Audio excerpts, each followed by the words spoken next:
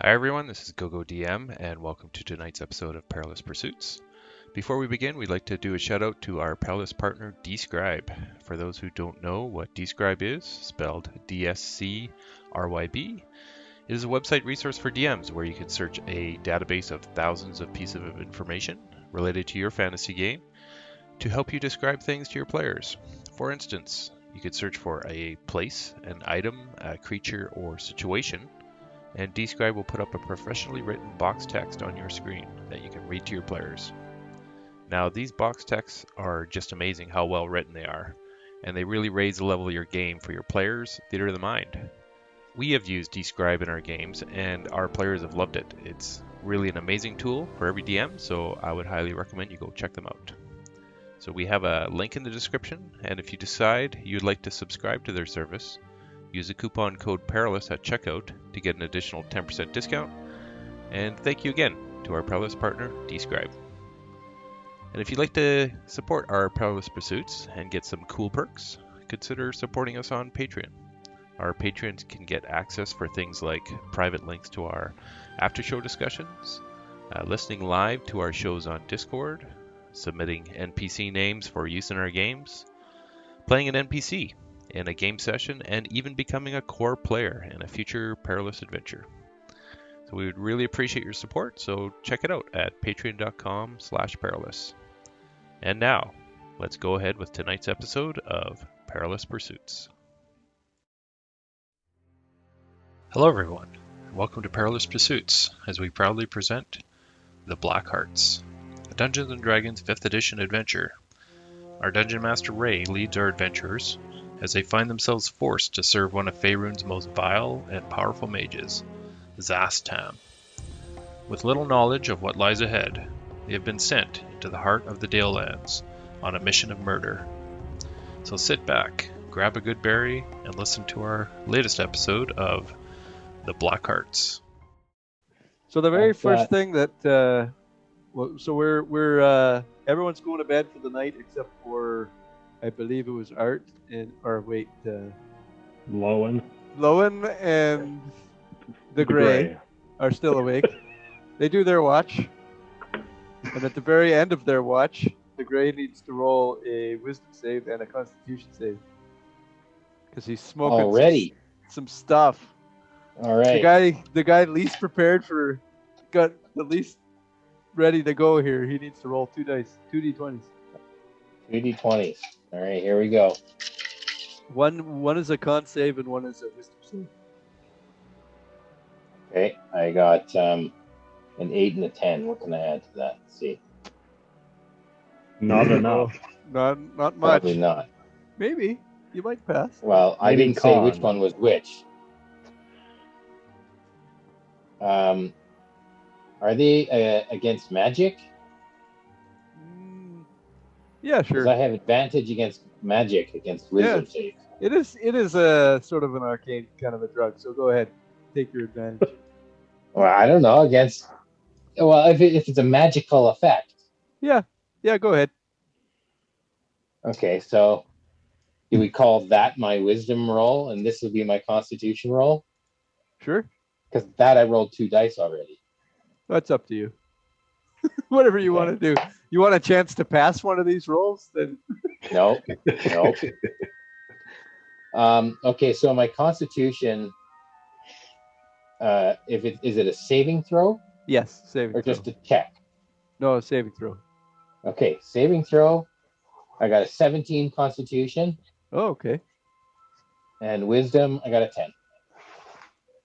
Okay. All right. So it seems as though as you're smoking your special fancy drug that you don't know exactly what it does, it seems that you were able to shrug off any potential withdrawal type symptoms or addictions to it, which is great. So this won't persist in the future. And you don't know what the other effect does, but you definitely fail the effect. You can see the world is glowing around you. Everything has a outlined with a green hue, and you're not sure what will do for you. Kind of like around Ray and Gord there. Then yeah. Do I sleep well? Does that give me good dreams? Yeah, so you're basically smoking this stuff and then heading to bed right away. So it's basically when you wake up in the morning, the effect is worn off. But as you go to bed, you see these weird symbols in your mind. As you close your eyes, you see, arcane stars in your eyes and whatnot. And Lowen looks really pretty. Outlined. I mean, you're not attracted to him unless you want. I was like, where's that going, Ray? Where's that going? No, not there at all. No. The effects, you could tell, certainly have worn off by the time you wake up. So there was no negative anything that happened to you. So that is the Devilweed. It's now, there's 2 more watches to be done. I don't know if we've never really determined who would be the next watch or the final watch. Mako will go next. And also, if you guys wanted to chat about anything you want to on your watches. Well, who took the first watch? Lowen and the Gray. The Gray, yeah. Oh, okay. Yeah. So we're not having 3 watches, we're having just 2. We'll probably have 3, and the last one will be 1 guy by himself. Yeah. Mako will take a second watch. Yeah, Lycus will get up and take a watch with Mako. Okay. If you guys choose to, you can have a conversation here. I don't think we would have. I don't think Lycus would say anything to Mako. It's just Fair this enough. awkward silence as we walk All right. around. And Sit in silence. Yep, fair enough. Okay, good. So your watch goes by. I gotta rustle around in the bushes a little bit and just look for stuff. Sure. And you're keeping you were doing more of a perimeter search as well, right? Yeah, I'll do like maybe 100-foot radius. Okay. Give me a perception check.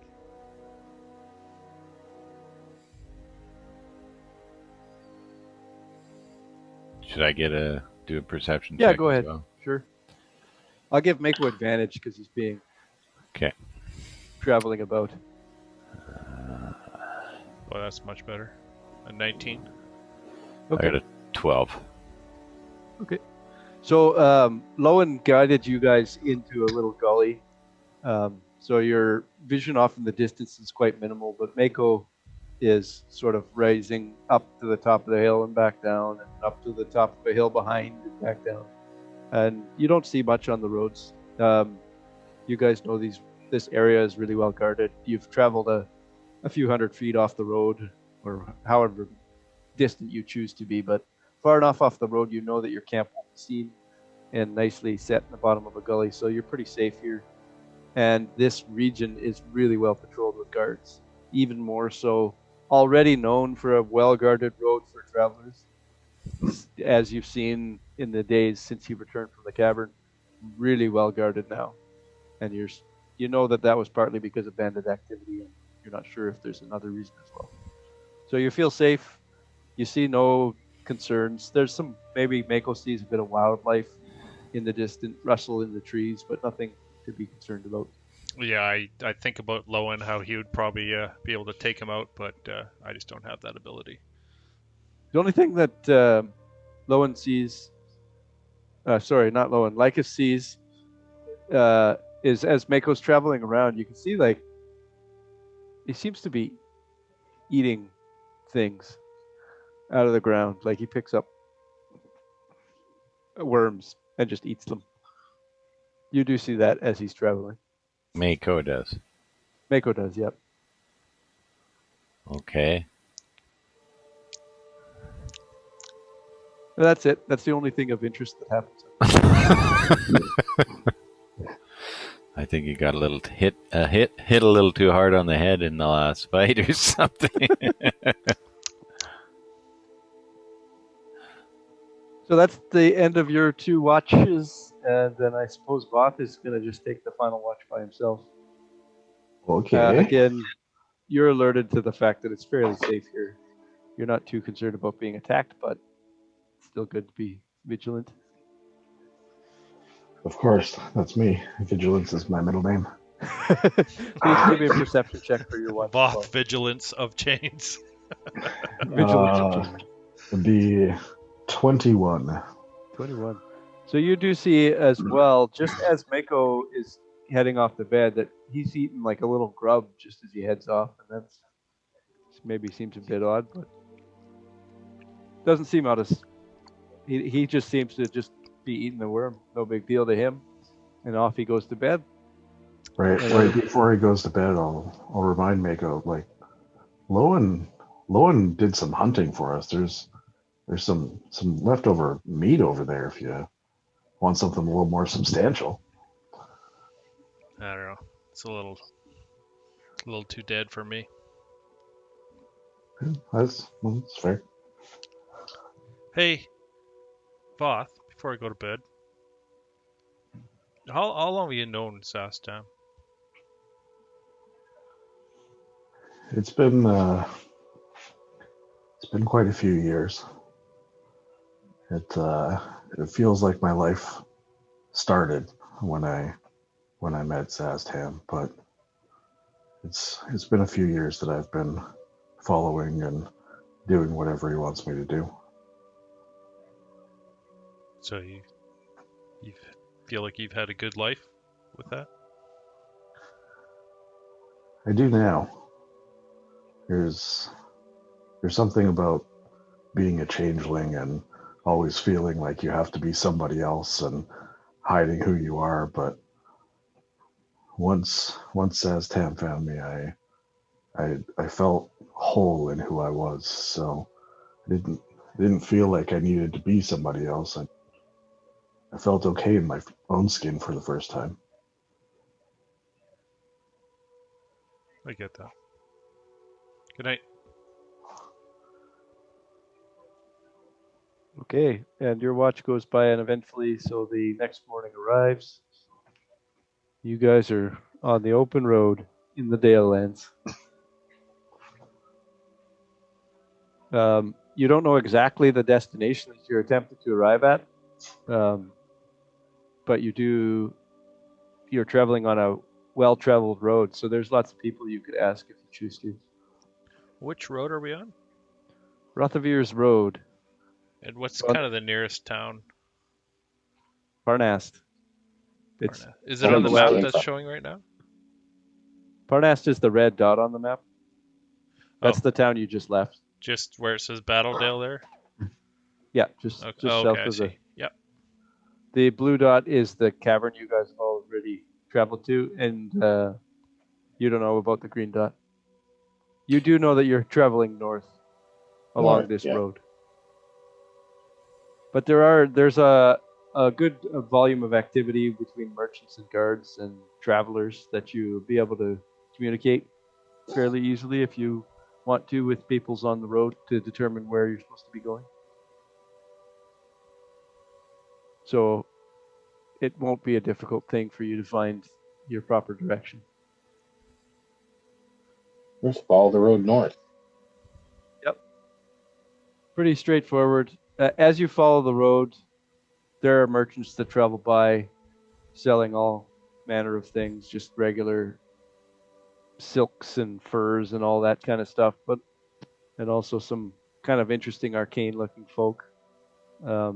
And as you're traveling along, you could say to them, "Hey, you guys heard of this Neritar place?" And it won't be a difficult thing to find because people that have lived in this region know of a ruin that exists. So you're heading up the road. It's a 2-day travel to get, it's a 1-day travel to get through the plains area, and then you're traveling through woods for several days. And you've determined that probably in about 3 days you'll be able to arrive at approximately at the location of where you've been told to go. If I see a traveling merchant, is like particularly arcane, I might like wave him down and try and sell him an opal. Okay.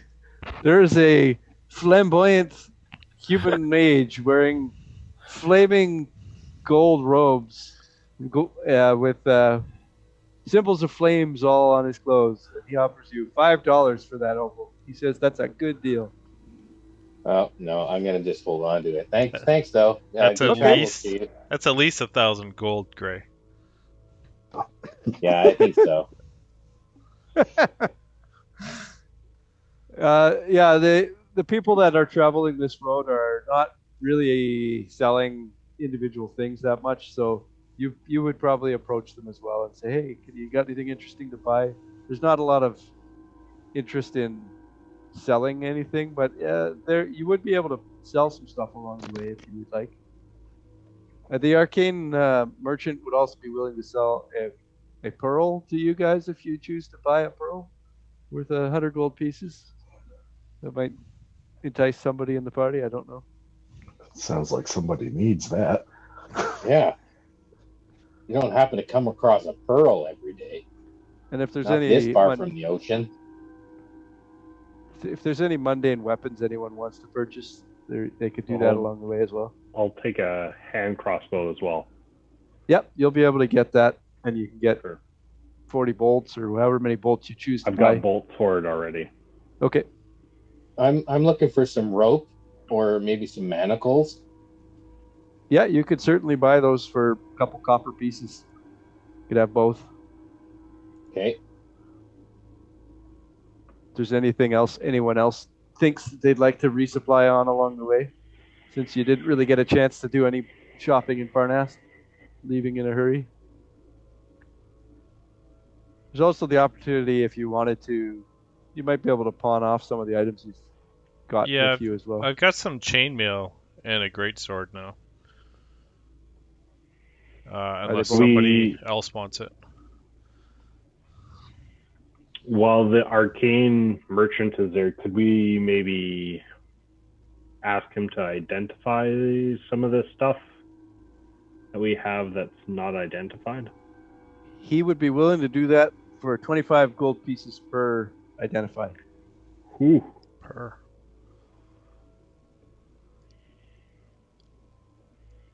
I don't know. What do we have that's not identified? You have robes, a lantern, a torch, magic great axe. I think the great axe we figured out. You guys just started calling it a +1 great axe. Oh, okay. That's all it takes. Yeah, I mean, that's fine. Yeah, mine's a +1 Vorpal battle axe. That is the secret. You just ask the universe for what you want. It's actually a Moonblade great axe, but you called it +1, so that's what it is, I guess. So we have 4 things that we need identified? I believe so. And then we've got like don't need 2 magic lanterns as well, like a torch and a lantern as well. Yes, there was 2 separate things. Yeah. A lantern and a torch. Why don't I tell them I'll trade the chainmail and my greatsword, and you identify everything we have here. How about just for the chainmail? There was a rod as well. Well, 25 there was a rod, but you were able figured to that out. figure out what that was. So you don't need to identify it. What was it again? An An immovable rod. Oh, the immovable rod. Okay. Yeah. Yeah, and your arcane knowledge unlocks that. I don't know if that's an attunement item or not. I haven't looked it up. But I'll ask Lowen to say, well, I've got chainmail and a greatsword. Why don't you negotiate? I'll look at Mako'tas and say, that's not my job. Talk to Voth. He's the diplomatic one. All right. I only negotiate with my new axe here. You don't see me? Hey, Voth. Is this just regular chainmail and a regular greatsword? Or? Yeah. Okay. Yeah. And I was thinking of trading it in for all the identifies we need. Yeah, he'll take that deal. I don't want to look up how much chainmail's worth. Okay. Done. Okay. Cool. So you get... Just give me a second because I'm going to write it down. Magic torch. So the torch is an ever magic torch. It's an ever burning torch activated with a command word, which he tells you, and it also, as an action, can cast detect magic. in the radius of the torchlight, 20-foot radius. Ooh. Does it bitch and whine the whole time? It does not make a sound. Oh, nice. Isn't that The nice? command word. Inflecto magigish. And if you say it wrong, it blows up. Yeah. So make sure you write that down. The command word is whatever you want it to be. You can imprint The it. command word is going to be suffocating. Okay. I think the command word should be like Gretzky or something. Walter? Walter. Oh, too soon. In honor. Too In soon. honor of. And then there was the torch is a lantern of revealing. Sorry, not the torch. The lantern is a lantern of revealing. Which I have to look up what that does again. Who had the lantern? That shows invisible people, right? Yes, invisible creatures and objects. Or like a scry globe. It would show Who that. has the lantern? Because I had the torch written down. I think Lowen had the lantern. Someone else have the torch written down as well, or No, No, I just you picked wrote up down all of the stuff we had. That's torch how I know. of the It's the ever-burning torch. Ever magic torch. Ever magic. I'm just writing torch of detect magic. Now, how often can it do the detect magic thing? At will. At will. Okay. Yeah. Just let her run. That's nice.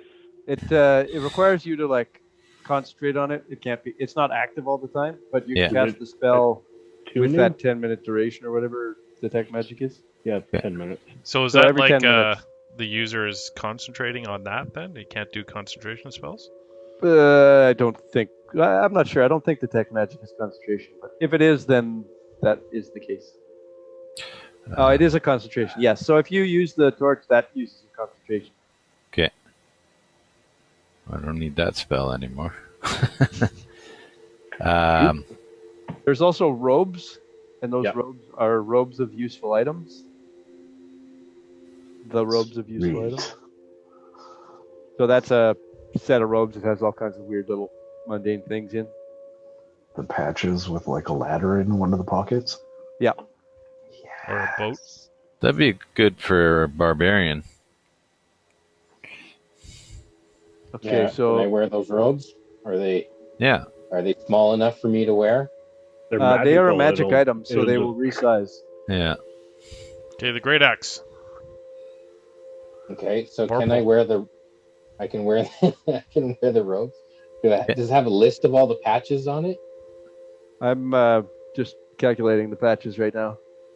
Oh, you're generating them. Doing patch calculations. Yeah, advanced. Advanced. I should have done this before. Yeah. He has to use his magical math rocks to tell us how many magical patches it has. All right, Mike, you got to write these things all down here for me. It's got these robes have a silver coffer. A what? A silver copper? Coffer. A silver coffer.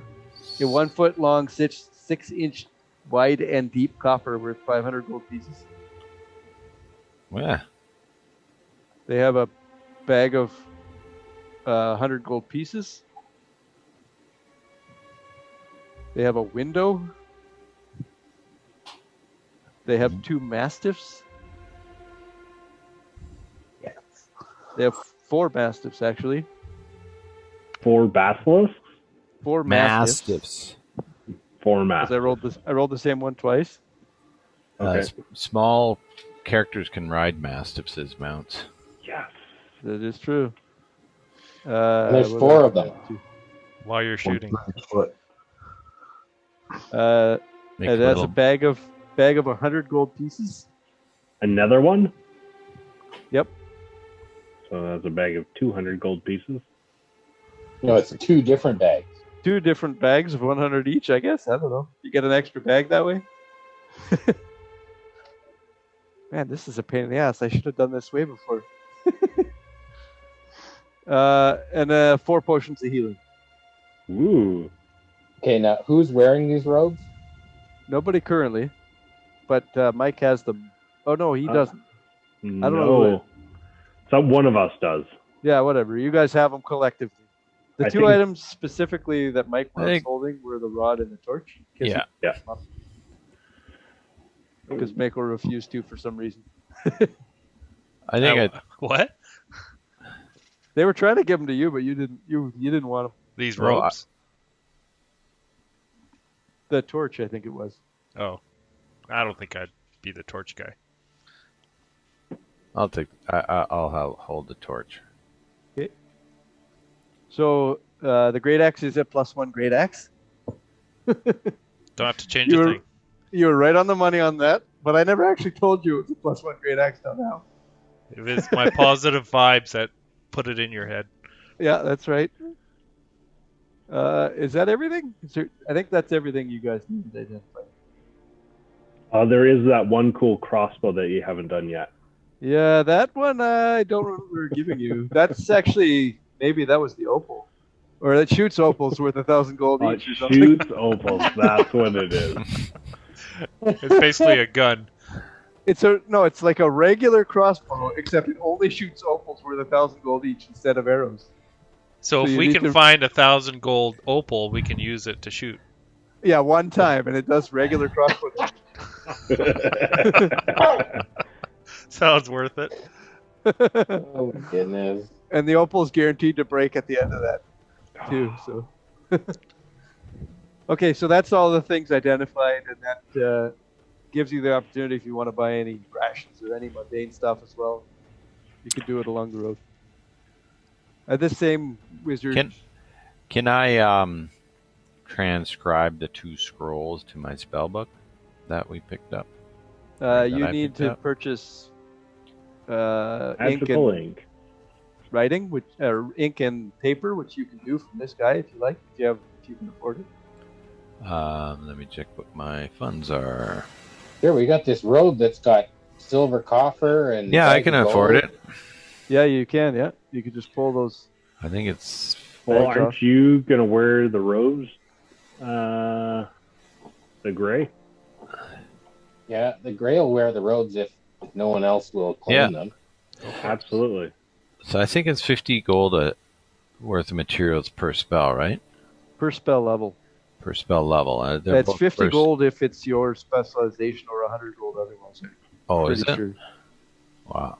I don't think they're chronomancy spells. So let me just check that. Where do I check that? It's in the wizard, under the wizard stuff.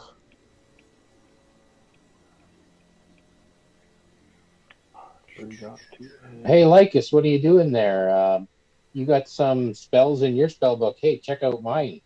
Okay, you were right. It's for each level of spell, it takes 2 hours and costs 50 gold. Yeah. I think it's half that if it's your...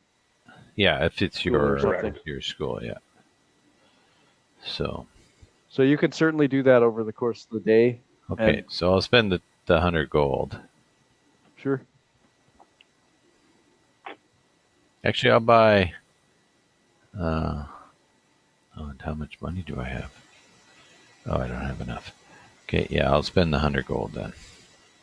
I got 100 gold? I got 84 gold. I don't really need. You've also got bags of gold on those robes. Well, they're mine now. They're his. Okay. Yeah, now they're mine. What do you need there, brother? I was thinking of buying enough to transcribe some more scrolls, but that's fine. I'll do it when I need it.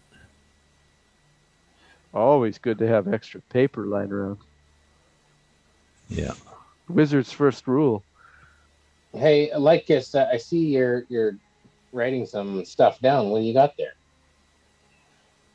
I'm writing down False Life and Tensor's Floating Disk. Yeah, I got a spell book. That's nice. What do you got in there? Well, I have this rat friend of mine that I know how to do that. Lycus, this is all written in Githyanki. Yeah. All the circles and all the stuff. Yeah. Oh, okay. I can't add. Yeah, okay. False life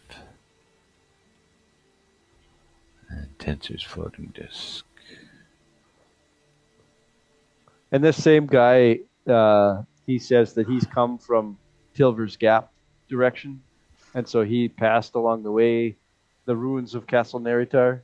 Says they're quite fascinating to look at.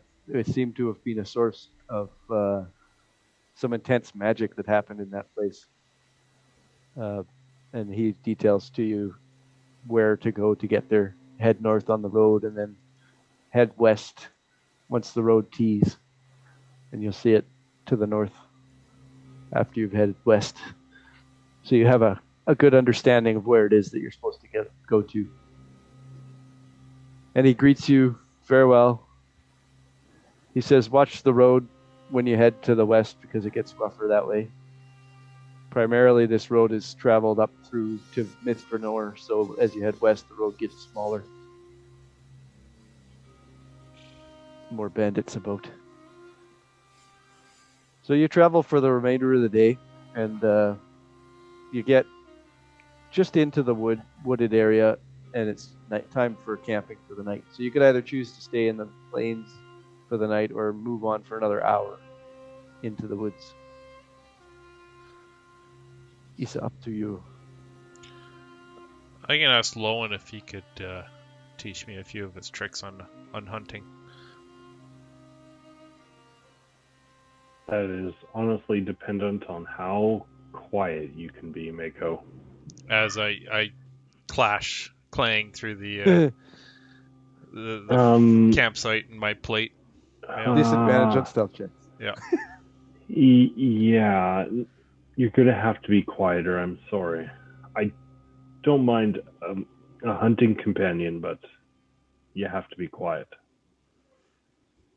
Yeah, it's all right. It's not for everyone. Yeah. Okay.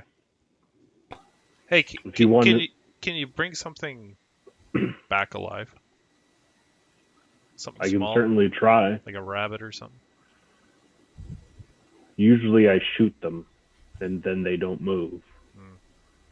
Okay. I can set up a trap, and maybe we can check it in the morning. Yeah. Can we try that? Absolutely, I can do that. Could I help you with that?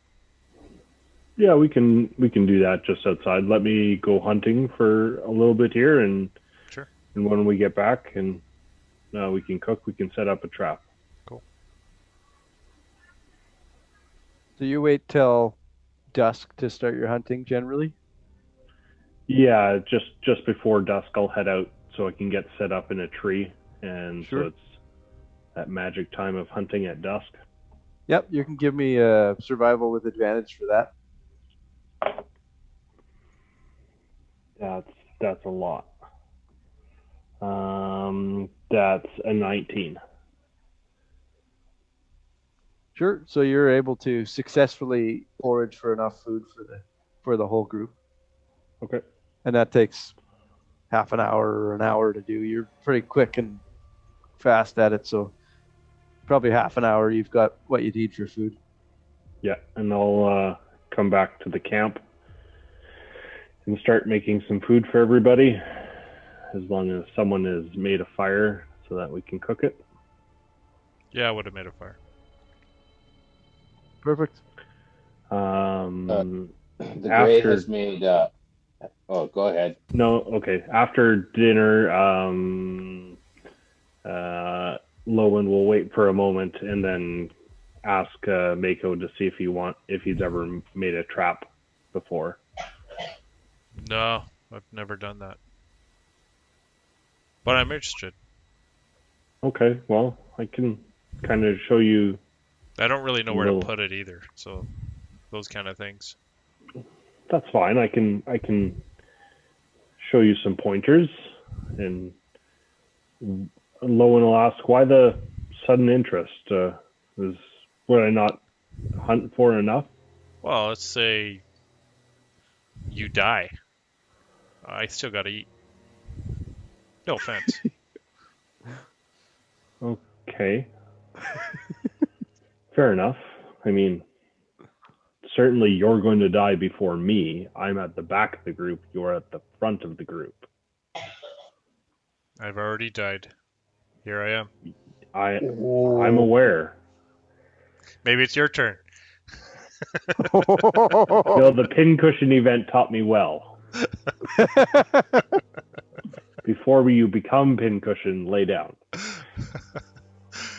I'm saying it jokingly.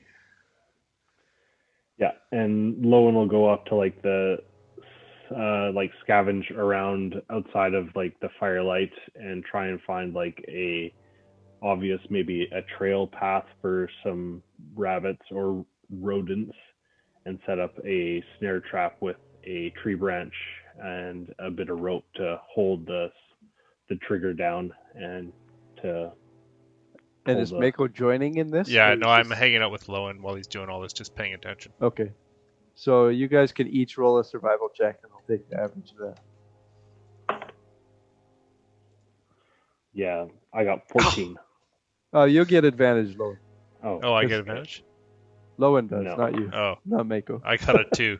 I think I stuck my finger in the trap. I got 22. Okay. So you did pretty good. You know, you guys did a reasonable job collectively. Obviously, Mako is learning. You set your trap. You figure it'll probably work by the morning. Just might take longer than you maybe would have thought initially if Lowen would have done it together or by himself.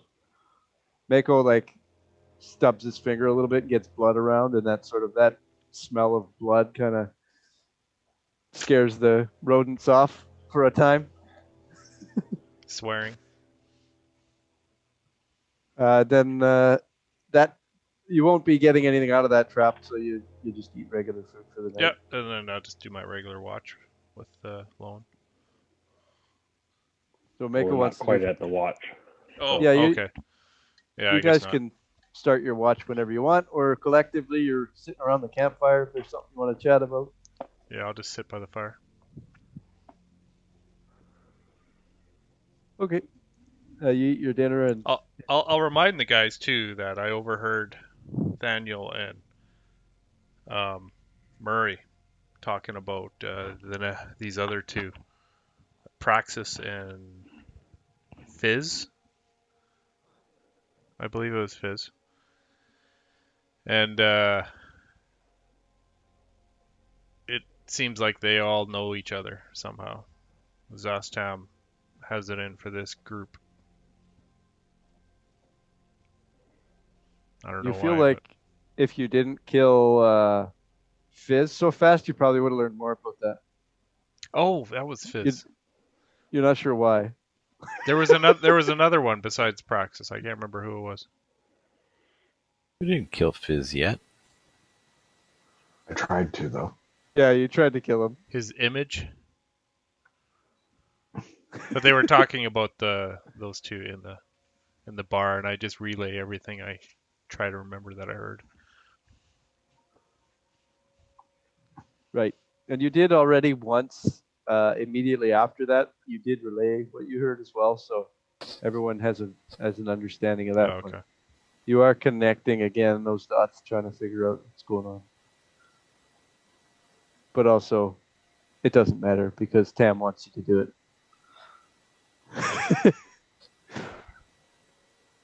So you guys have traveled just inside of the forest now, so you're in a forested area. You're probably camping a little off the road. I'm not sure if you want to set a watch again. Yeah, Lowen will always take first watch. So. Okay. So. Lowen will watch. If nobody watches with me, that's fine. He's used to that. So. Sounds good. Yeah, I think the Gray's had a long day of walking, and his legs are really tired, so he's gonna go to sleep. Yeah, and you guys are walking a little bit slower because of the two gnomes in your party too. So I'm going to the next day cast Tensor's floating disc, and the gnomes can sit on the disc. That'll gain you 5 foot around or whatever, right? Yeah. How long does the disc last for? An hour? I think it's an hour. Let me look it up. They Yeah, could get 1 hour. 1 hour. They could get a short rest while they're on there. And it's a ritual, so I just keep recasting it. Oh, yeah. Good idea. So it's a ritual, so it takes you 10 minutes to cast it again. Yeah. So you have to sit still for 10 minutes. Do we actually gain any ground if you have to stop and sit still for 10 minutes? I think it's a little vague how that works, but casting a spell is only your action and not your movement. So I don't think there's an official ruling on it, but I believe you're allowed to spend your 10 minutes casting your ritual while you're moving, so long as you're not like dashing or anything. Yeah, so we'll walk at 30 feet for 50 minutes instead of 25 feet for an hour. Yeah, and you can also be recasting that spell in the final 10 minutes where the spell was collapsing. So you could essentially, if you really wanted to focus on it, you could maintain it. Yeah. The guys would just have to spend one round jumping off of the old disc onto the new one. Yeah. Or just jumping up at the right time to drop back on the new one. You could just operate it underneath. Yeah, that's right. Yeah. But the disc holds 500 pounds, though, right? Yeah. Yes, it does. Yeah. So it could carry more than just 2 gnomes. Yeah, but everyone else also already goes 30. I'll put the Meko on there with you. It weighs nothing. Make you feel better. Yeah. Okay, fine. Yeah, so essentially, I think technically, if you wanted to, the guys would be moving 30 at all times now. If you want to keep casting it. Okay, that's what I'll do then. Yeah. Okay. I have it. Might as well use it. Yeah, that speeds you up a little bit. Good practice. It's good for your spellcasting prowess. Yeah. The Gray will cast Long Strider and walk beside the disc. Yeah.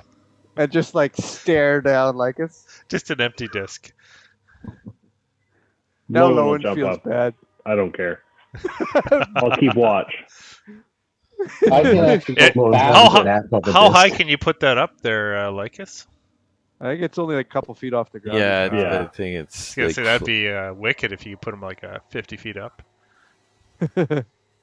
The thing is, you guys can walk 30 feet around, but with Long Strider, I walk 35. It's like speed walking. I'm like just.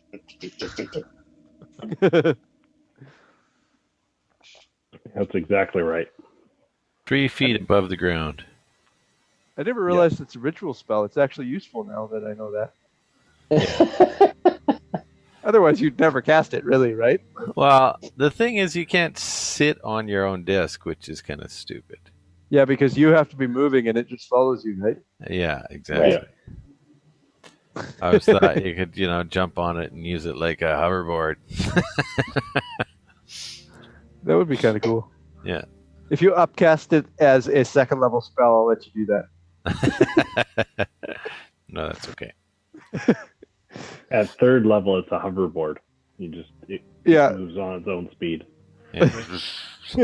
A guy named Biff chases you on it. That's Ray's next character, Biff. Biff, yeah. I'm running out of combos and DIFF. It'll be like fifths. All right, so the night goes by fine again. There is no threats to be seen. You guys spend your 3 watches and everything goes good. And you're in the woods ready for another day's travel. Nothing super interesting happens during this day unless you guys want to have a chat of any kind. You're just wandering through the woods. We're not wandering. We're going north. Wandering randomly through the woods following the road. I'll take time either through a watch or as we're walking to be like, so Lycus, you got any spells in that spell book that I could write into my spell book? You have the paper and ink. And I'll... No. No? Well, then, not really. Unless you have But I got a book right here. I can write it right here in the book. Yeah, well, you need the right components to do it. Special ink. Special ink.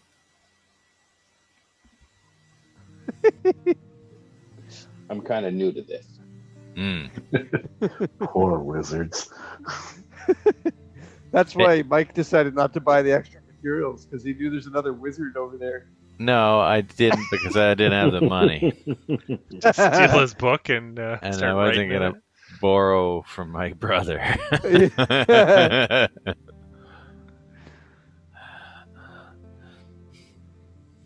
All right, well, one thing you do notice is these woods, now that you're traveling into, these are very ancient woods. There's giant trees, hundreds of feet tall, and very old growth.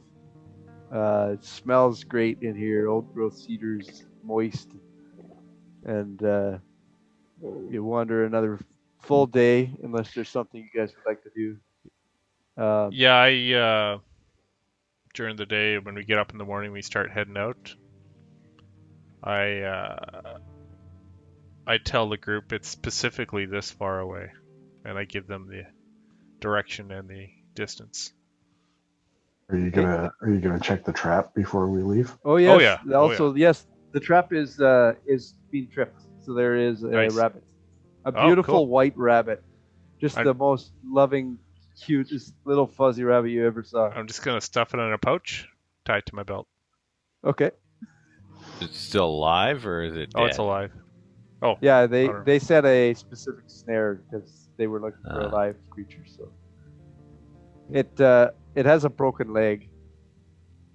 Otherwise, Does it stuff it in scream? your pouch. Is it screaming like a rabbit does? No, it's worn Awful. itself down. Okay. It's gonna have a nice little nap. Yeah. And the ground here is loamy and rich, like a old growth. You know, you can just reach and grab like 6 inches of compost off the ground. You follow the tracks of where all the rabbits have gone. Very It's mossy. easily seen. Very mossy and dense. So you travel for another full day. You haven't yet gotten to the T intersection, but you know you're getting close. It's right up here. It's around that bend. Hey guys, are we there yet? Yeah, not quite. One more night goes by. Another uneventful night. This is your final night on the main road, and you're not far away from the intersection of the main road.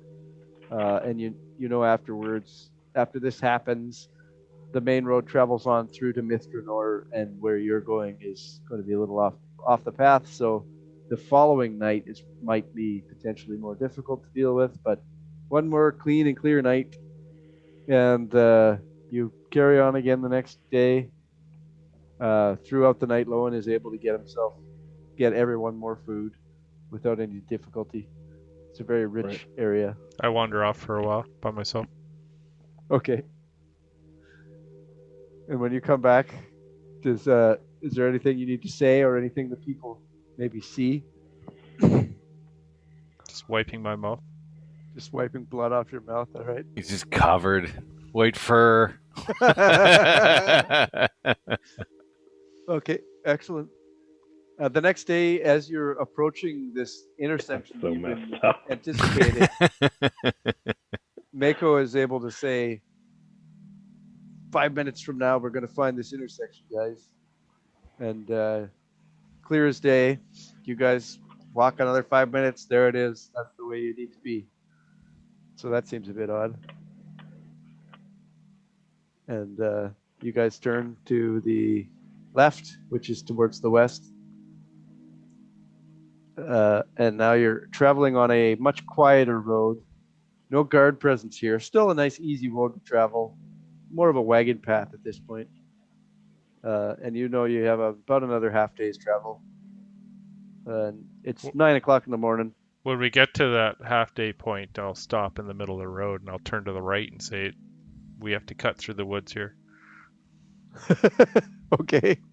Lowen not will quite- stare at Mako going, you know that's really weird. Why do you know that? You guys don't know that? No, like we got the directions from the weird old merchant guy. I mean, I'm used to tracking and walking in the woods by myself, and even I don't know that specific direction. So how do you? I just do. I don't know.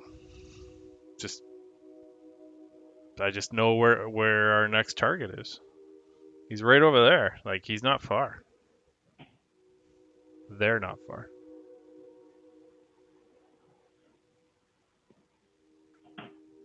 Lycus, is this normal? Is anything about him normal?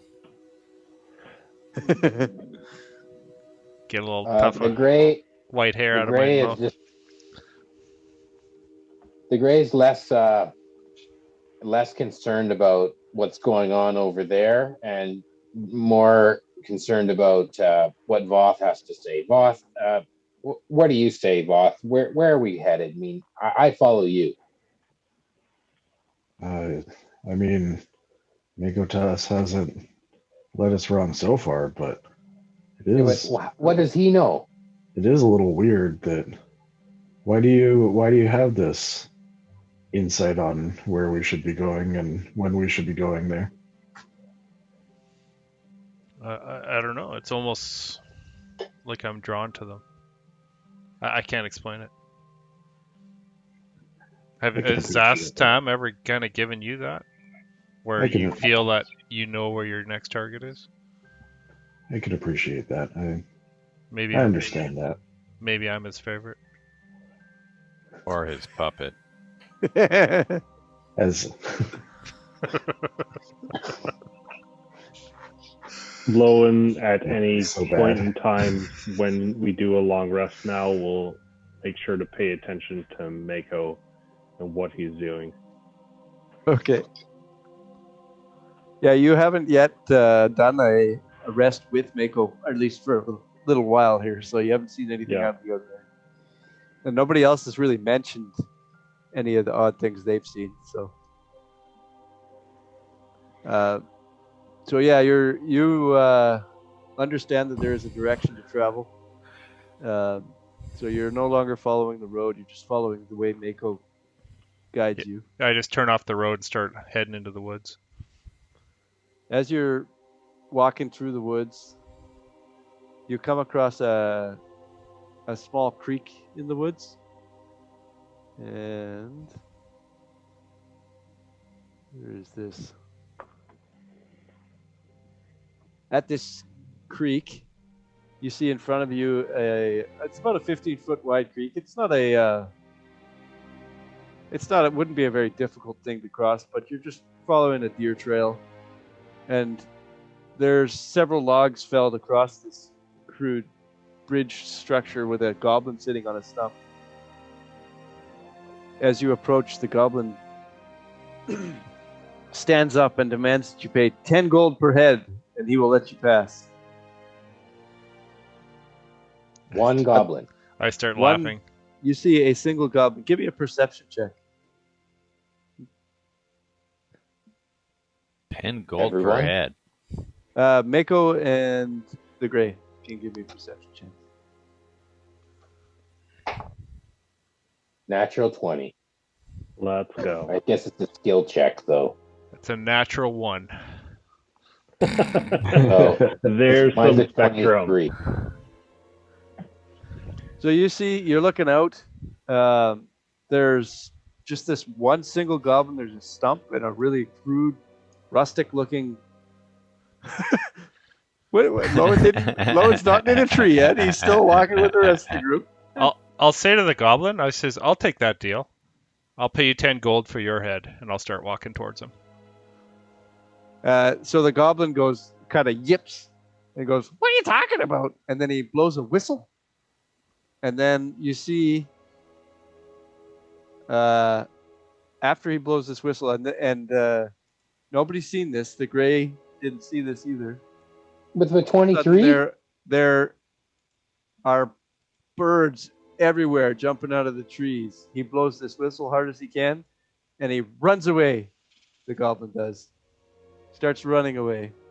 And then, which direction is he running? He's running away from you guys. And then we'll get. Can I shoot him in the back as he's running away? I'm gonna roll initiative now for everybody. I hate goblins, so these birds are all coming out of the. Here we go. Are they your favorite enemy? They are. I can track him for days and he'll never get away.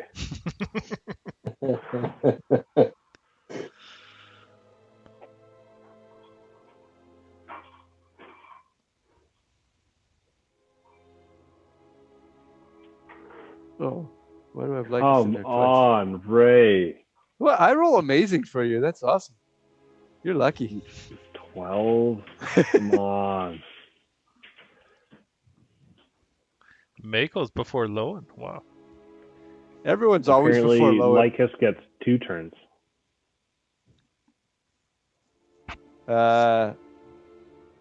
There's only one Lycus on here. Yeah, there's only one Lycus on there. Oh, weird. I see 2. You rolled a 15 and a 19. Weird. The 15 is I see 2 tokens named Lycus. Oh, yeah, there are 2. Yeah. Who am I missing? You're missing Meko. No, Mako's in the front. Meko. Yeah, Meko. He'll be making an appearance. Meko's right in the back. It's taking up the rear. Every character is there, though? Yeah, there's 2 Lycuses. Okay. Well, we've been using the mage-looking one, right? Or do you Yeah, want the mage-looking one. Okay. Okay. That, and then lastly... Okay. So, the whistle's being blown, and out of these trees suddenly come all these birds. And they're big birds, too. They're large creatures. And they come squawking down towards you, and it is the Grey's turn. You've got a goblin that moves 30 feet away. These are 5-foot squares, by the way. Okay, I'm here. Wasn't I just in conversation with that goblin? Yeah. And now Yeah, he's, I would say that the side of Grey path? and Mako were toward the front. You guys didn't really say much. Mako said more than anybody. Right. But I'll put you towards the front if you would like to be there. Well, you guys just can. because I was just in conversation with him. You didn't say anything. And- Joe. Well, I was leading the group, so I would have been up front. Okay. I guess I didn't. He spoke to me. Yeah, Or to Mako and I. collectively. And I yeah. saw him. So you're towards the front. The two of you guys are in the front. If you want to be there, you can be there. You guys can shift yourself 15 feet anywhere you want to at this point. Because I didn't ask for your move order or anything. So 15 feet anywhere I want? sure. Perfect. You did walk up and talk to him, so. I'm just saying, I want to be within range of him. And I don't remember if the squares work properly here. 5, 10, 15, 20, 25, 30, 35, 40, 45, 50. You're actually 60 feet away from that guy. Because the squares are better than the... The squares are like 6 foot. Yeah. 5 foot. But they're supposed to be 5 foot, right? Well, not on the diagonal. On the vertical, Oh. horizontal. Did that fix it? That's pretty close. I can change Okay. the... That's 11 foot. Yeah, it's pretty close. I still can't figure out how to do the lines. Okay, well, just before yeah. How to do The lines are the distance? circle with the Yeah. The little fourth tape one measure down. draw ruler thing, the 5th icon down. Oh, for us, it's the 4th one down. Okay, sorry. And then the snap to center, or... I just do no snapping usually. Okay. Okay, well, now it's showing me that he's 80 feet away. Anyway, I was hoping to be able to reach him. If I can't, that's fine. I'll do something different.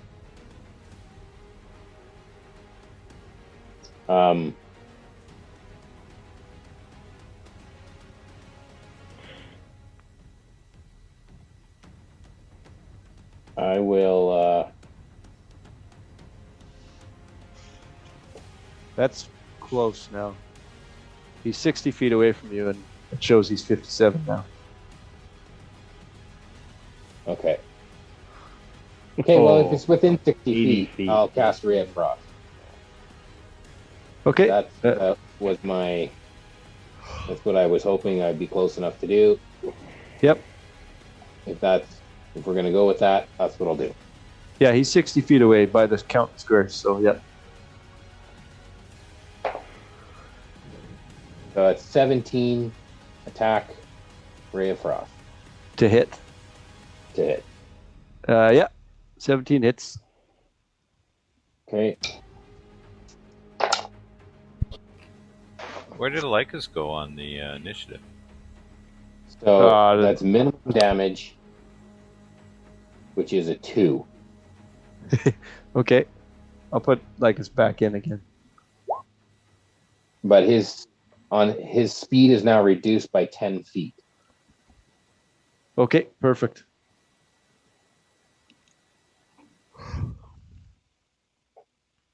And is this a river or just it's a creek. It's 15 foot across. There's a bridge over it, but it's also not a strong river. You could ford the water if you chose to. Or take the logs. He's a gnome, right? It would require maybe a minimal strength check, but it's not hard to travel. It's a babbling brook. No, I'm just going to bonus action rage. Okay. You do have all these birds bearing down on you too, so yeah, the rage is a good idea. Yeah, I will just kind of brace for impact. Mako. As I'm running towards the stream, I will cast jump on myself. So that's triple my jump distance. What's your normal jump distance? That's my strength modifier, isn't it? Oh, that's right. It's easy. So what is it? I got a 5 strength modifier. So your long jump, you can cover a number of feet up to your strength score if you move at least 10 feet immediately before you jump. Which I'm doing. Okay. Your strength score is tripled, so you'd be able to jump 15 feet. 60 feet. How much? It says it triples your jump score, not your modifier. Yeah, so you could jump 60 feet. That's nuts. You can't jump further than you can move in a turn. Right. So I'll jump 30 feet, I guess, over the... So you've already moved 10 feet first, though, so that you can only jump 20 more feet. 20 feet, but that does get you over the... So 5, 10, can you use a dash? 15. I'm there. So 5, 10, 15, 20. Land right there. Yeah, if you wanted to use your action to dash, that would increase your movement so you could actually jump. I can apparate Meko right there and take a swing at him. Yeah, you can do that, yeah. But wouldn't you rather just jump 60 feet first? But I can't go past my I can't jump past my movement. I know. But if you dashed, you'd have more movement. Yeah. I just want you to jump a really far distance because that's the thing. But he cast the spell, so he can't dash, right? I know, but he shouldn't cast a spell. I want him to jump 60 feet. Yeah, come on. This is fucking cool. He has concentration, so he could do it next turn. So bonus action Meko. Yep. And I've used up my action, and I don't want to waste my action surges, so I'll use my opportunity of attack there. If he moves. If he moves. Okay, perfect. So Lycus, you are up. Hey, before we get too far away, there's this new thing that happens when I rage. You want me to do that right now? Oh, yeah. I have no idea. Since I've leveled up, I've taken the path of wild magic. Okay. So I roll this D8, and then something crazy happens. Okay. Go ahead. Yeah, you're raged, so.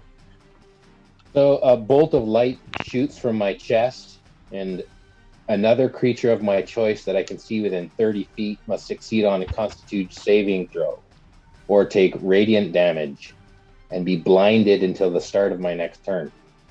Okay. So that would be... bird, Owen? I guess. Within 30 feet of me. Probably Owen's this guy within right 30 here. feet? One of the birds? Yeah. Okay, perfect. So Constitution saving throw for the bird? Yeah. That is not very good. That is a 6. So he is believe it. blinded. Yeah, you've got to beat. It's 8 plus my con mod. Probably plus your proficiency plus your con. So that's 13 DC. Okay, so he fails that. Okay, so he's blinded, and he takes 1d6 radiant. 5. Oof. Okay. So 5 damage seems to be a reasonable amount of damage to these things. They are very, very large birds, but they don't seem to have a crazy amount of hit points. He's certainly not on the cusp of death, but that hurt.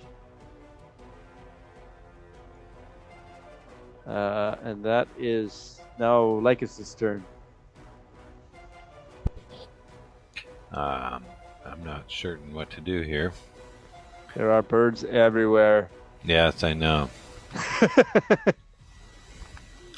Lycus is going to take the dodge action and move to here. Okay, perfect. How high up are these birds?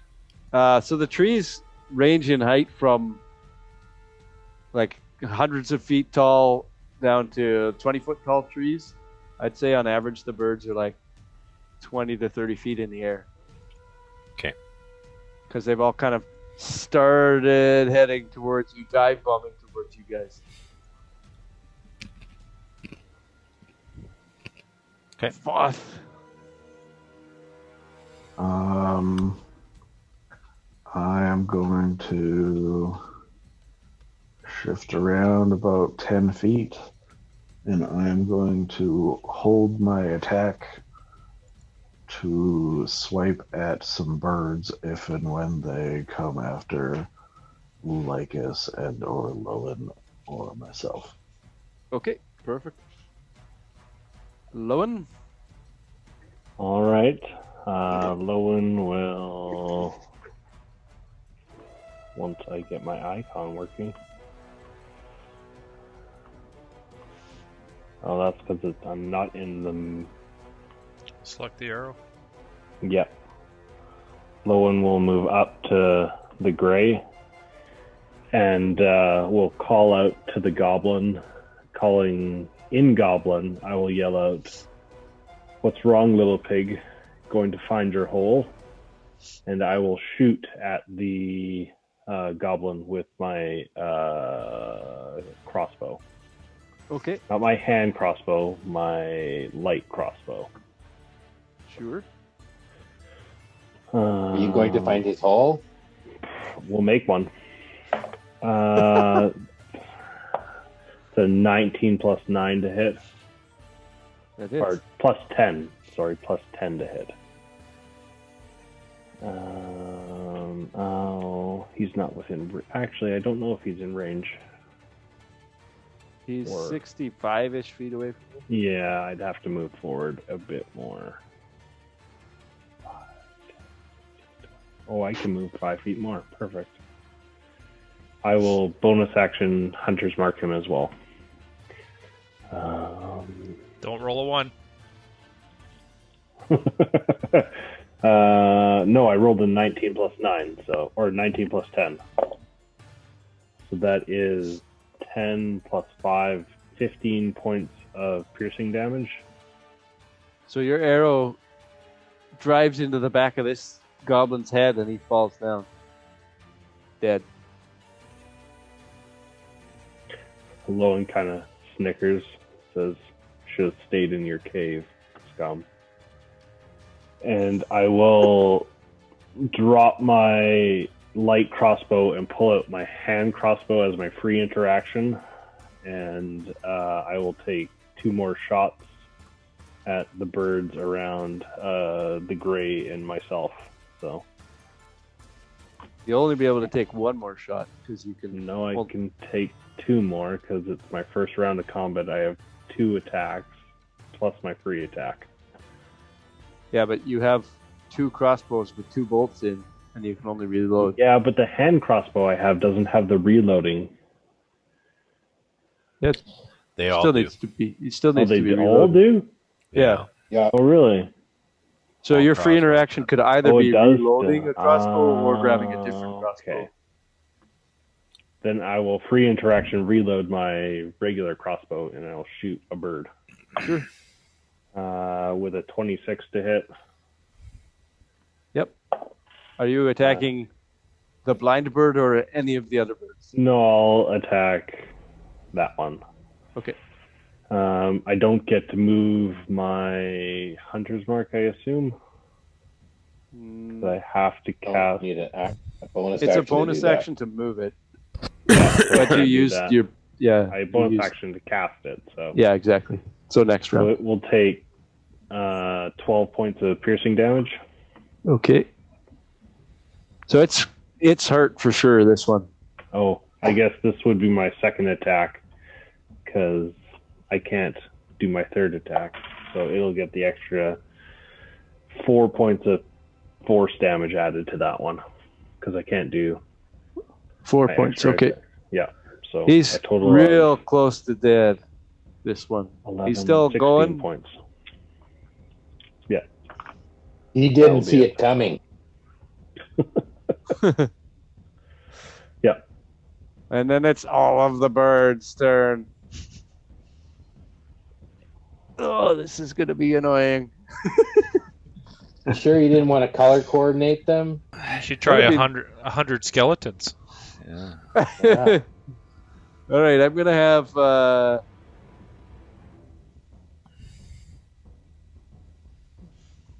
Yeah, line them up. Yeah. Group them in. These are the ones that are attacking Stay in that line. Yeah, they're not going to stay this way. This is just to show you what's what here. So the ones to the east of Voth are attacking Voth. The ones to the south of Lycus are attacking Lycus. In a nice formation. As they all come in one after the other. Just cone of It's okay. cold. I held my action. It's just swinging at birds. Yes. Yeah, they come to you. Just hold the sword up like this. They'll all come flying right into it. That's right. Yeah.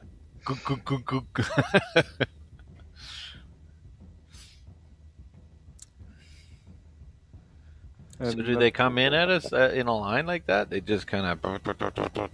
Well, they're constantly moving because they're flying. So they're not coming in formation in a line like that. No, they don't look as organized as the lazy DM is doing this just so he can figure out how many attacks. Because I had to hold my action next turn.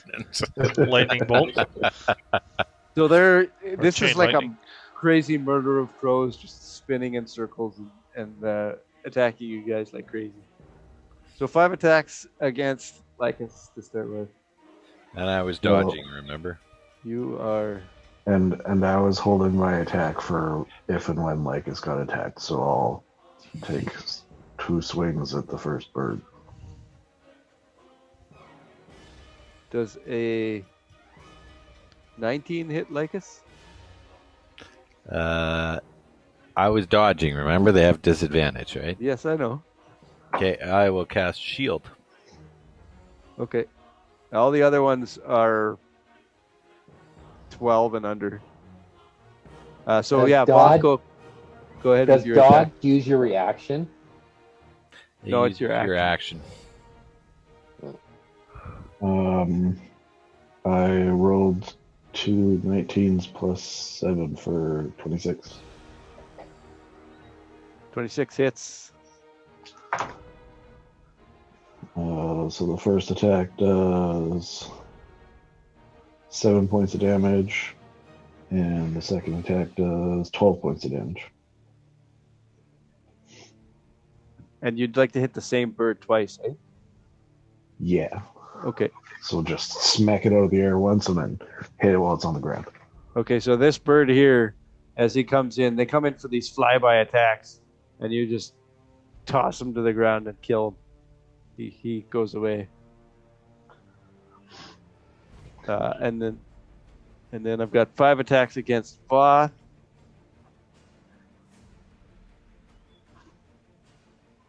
Oh man, these are awful rolls. The best roll against you was a 14. So those all miss you. Shield up. 4 against the gray. Do I get a reaction attack as they leave my melee? They have flyby attacks, so they don't provoke attacks of opportunity.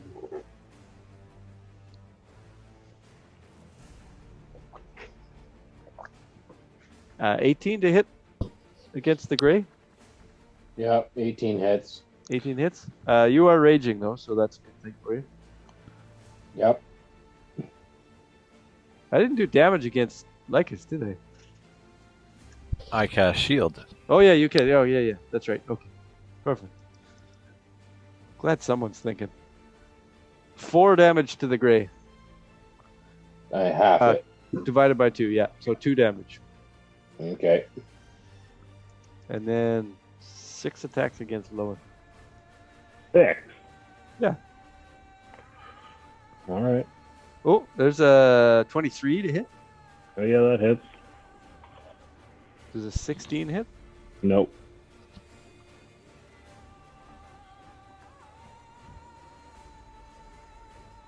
Okay, so just the 23.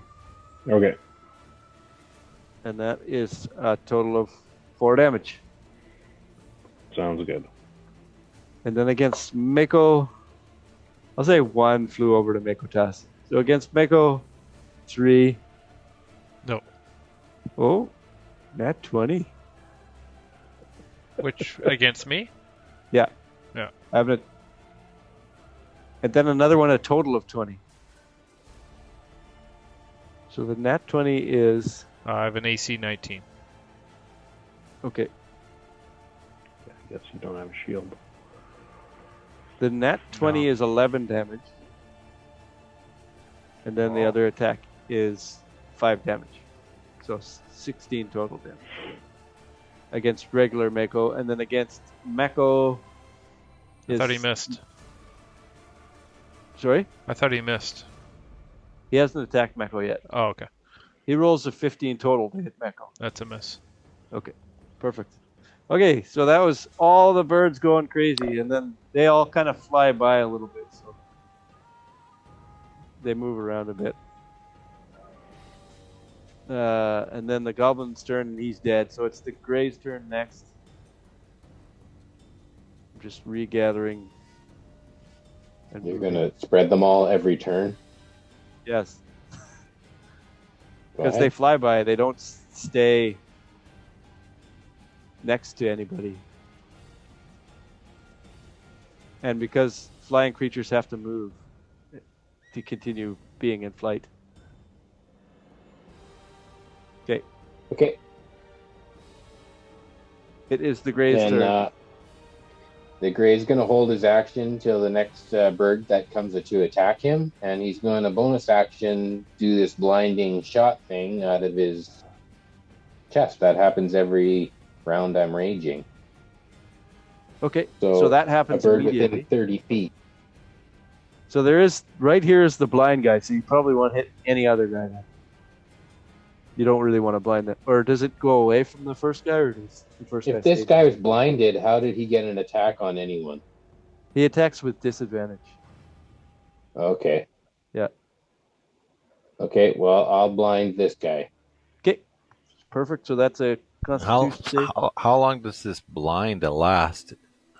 Actually, blind, the spell is not concentration, so technically... No, it's not concentration, but he is blinded until the start of my next turn. So now he would be unblinded. So he's not blind anymore, okay. But he's still he's the wounded one. Yeah, he is. But I'm going to blind a different one. Okay, so that new guy rolls a 16 for his save. I don't know Okay. I don't remember what the DC was. The DC is 13. Okay. Does he take still the damage but not get blinded or something? Nope. He saves. He doesn't take any damage, and he's not blinded. Okay. And what was it you were readying? An attack? Yeah, I'm holding it attack. Okay, perfect. Mako? With my signed battle axe. Okay. Yeah. But not two-handed. I still have the shield and the battle axe. Perfect. All right. My turn? Yes, Mako. Okay, I haven't even used these ever before, but I will throw my hand axe at, let's say, this guy right here. Sure. As my first attack. Yep. 21. 21 to hit. Yep, that hits. 7 points of damage. 7 damage. Okay. Still up? Yes, he's still up. He looks like he's maybe half-ish hurt. Okay, I'll hit him again with the other hand axe then. Okay. That's a nat 20 for 28. That definitely hits.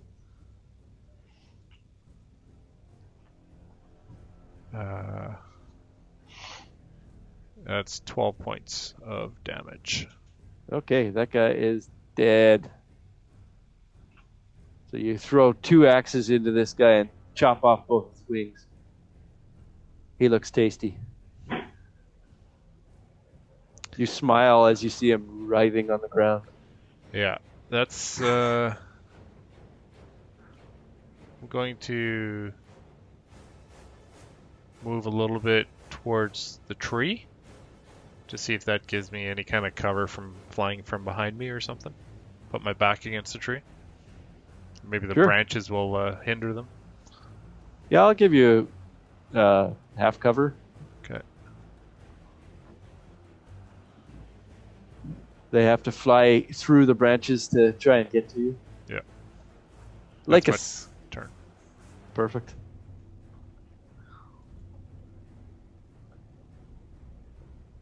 What would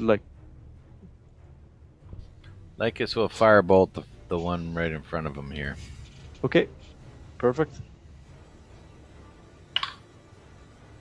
Does a 23 hit? Yes. Okay. DM, do we get reactionary opportunity attacks when they fly away? No. They have a flyby attack, so they don't provoke a back attack swap. Okay. And he takes 8 points of fire damage. 8 points. Okay. Perfect. He sizzles. Any And movement? he's also on fire. Do you need to move? Do you want to move at all or anything? You're good. No, I'm fine. Hide between the legs of Voth. I think I will move, actually. I'll move. I'm going to move. The birds are all they do a flyby and they swoop back up, so you can move freely. I'm going to move to a tree and put my back to a tree. Okay. The patented fizz move. Brilliant. You built this encounter so everyone would pull the fizz move. Everyone has to do the fizz. Do the fizz. Lowen. Since we're all doing that, isn't the fizz move to do mushrooms when birds are attacking you? True. One True. giant Get out my body. That was awesome. And that developed the Kaz move, which means throwing your colleague over a bridge. Fishing. Yeah, human fishing. Yep. I love that. I love that move even more now that I know what kind of a dick Praxis is. Lowen will take 2 shots at. He'll move his hunter's mark to that bird first, and then I'll take my first shot at it for a 16 to hit. Yes, 16 hits. You guys are easy to hit.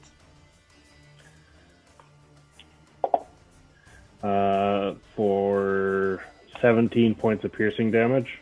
Oof. You clip his wings. He's still alive, but he's spiraling. I'll just shoot it again. 21 to hit for 14 points of piercing damage. Okay, that takes him down. And then Lowen will move to the tree. Okay. And back against it. Perfect. We skipped Voth. Ooh, yeah, we totally did. Did we? Sorry. Go ahead now. I don't have ranged, so I couldn't really do much except for move, hold my action until I get attacked again. And I'm going to yell over in the general direction, "One of you try his whistle again!" And that'll be my turn. Okay. So you're readying a melee attack, right? No? The Gray will try and go back That's what to he back said. with Voth and be like, back to back with Voth. Okay. It is so manly. I mean, it's like your head is at his knees, but whatever. We're the team. It's like he's backed up to a tree. He thinks it's a tree. It's Voth's leg in armor. Yeah. Is that a chain, or are you just happy to see me? That's a loose chain link. There's 5 over here. Say 4. I'll go over this way. Yeah. How much movement do these birds have? They move like fucking crazy. You wouldn't believe. 900 feet of movement per turn? These things seem to be moving at least twice as much as you guys do in a round. Ray read up on the art of aerial warfare last night. Yeah, reading some Sun Tzu. We'll leave one on Mako, one on Mako. I'm just going to try and divide these evenly. So everyone faces, 2 attacks? Do that there. 4. Are these E-birds? E-birds, yeah. Yeah, they're E-birds. Or M-birds, depending on if you want to turn them like that. Then they're M-birds. Or W-birds. So 4 attacks for the Gray. Or 3 birds. They are a giant red bird. Their wingspan is like 12 foot across. They're just massive, these things. The best attack against the Gray is 18. Did that hit the Gray? 18 hits. Oh, 18 hits the Gray. Yeah, my AC is 17 right now. And that is for a total of 8 damage. Divided by 2 is 4 damage. Okay. And then 4 and I get an attack at one of those birds? You do as well, yes. Go ahead. Okay. So 18. 18 hits. Yeah, slice right into the middle of its beak. Okay. It's 10 damage. No, 11 damage. That was one of these ones here. Roll me a D4. 3. Okay, so you hit one of the previously injured birds and smash its beak off, and it crashes to the ground dead. Poof. Attacks against Voth. I got an 18 as the best attack against Voth. Nope. So that doesn't hit. 4 against Lycus. 23.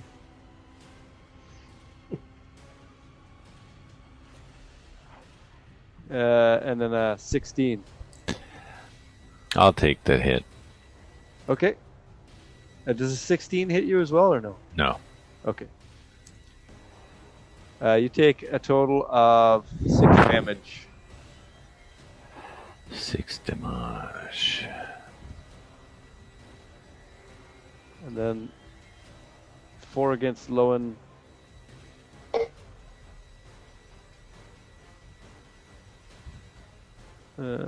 17. Oh. 19. Yeah.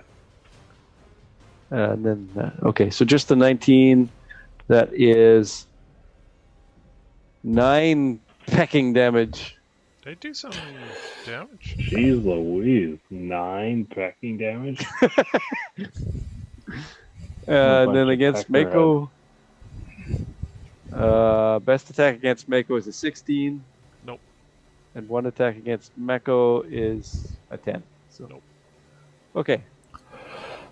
Goblin is dead. Does The Gray. Does the 17 hit the bird? A 17 absolutely hits. So I would do 6 points of damage to one of them. Okay. 6 points and...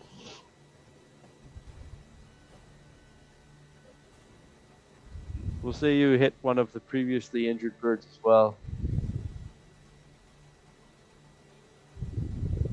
So that there's one that's quite injured in your group and 3 that haven't been hit before. Mr. the Gray. Mm-hmm. It's your turn. 50 Shades of Grey. So on the previous round, I did my Radiant bonus action and then held my action. You know, like, I don't know if that's how it works, but if that's what you're good with, we'll keep doing that. I think technically, I think holding your action is your whole round, but that's fine. You can do a bonus action first. But no, you hold your action. Yeah, that's you right. Hold your action. You move and you get your bonus action on your turn, and then you hold your action. Yeah, that's I right. just wanted to confirm. Okay, so then I don't know, another one within 30 feet of me at this moment. I'll use the Radiant thing. Sure. There's one So that make has con been save. hurt. One that's quite hurt. If you would like to attack that, and otherwise, 6 uninjured ones. Here, if I can pick out the one that is not hurt or that is hurt, yep, I'll target him. But and, I don't know. There's actually 2 that are fairly hurt. One is attacking Lowen, and one is attacking Voth. So you could pick either of those 2 injured ones if you would like to. The one that's attacking Lowen. Sure. If I can pick him out of all the birds flying around, you want me to make a roll for that? I'll let you do that, yeah. You can see because there's blood flying and stuff. Okay, I'll target that one with the Radiance. Sure, that's this guy over here. So you got to make the Constitution saving throw. Beat a 13. That does not beat a 13. That's 11. Okay. So he is He blinded. takes 4 radiant damage. Okay, so he's dead. He goes away. And then he's blinded. Right. He's dead and blinded. So dead and so blinded. And then you ready a attack. Yeah. Okay. So when you ready an attack, though, you guys should be getting multiple attacks now, right? No. Oh, you only get you. when you make an attack of opportunity, you only get 1 attack. Oh, because it uses your reaction? Yes. Yeah. Okay. All right. So you ready an attack? And then Mr. Mako. All right.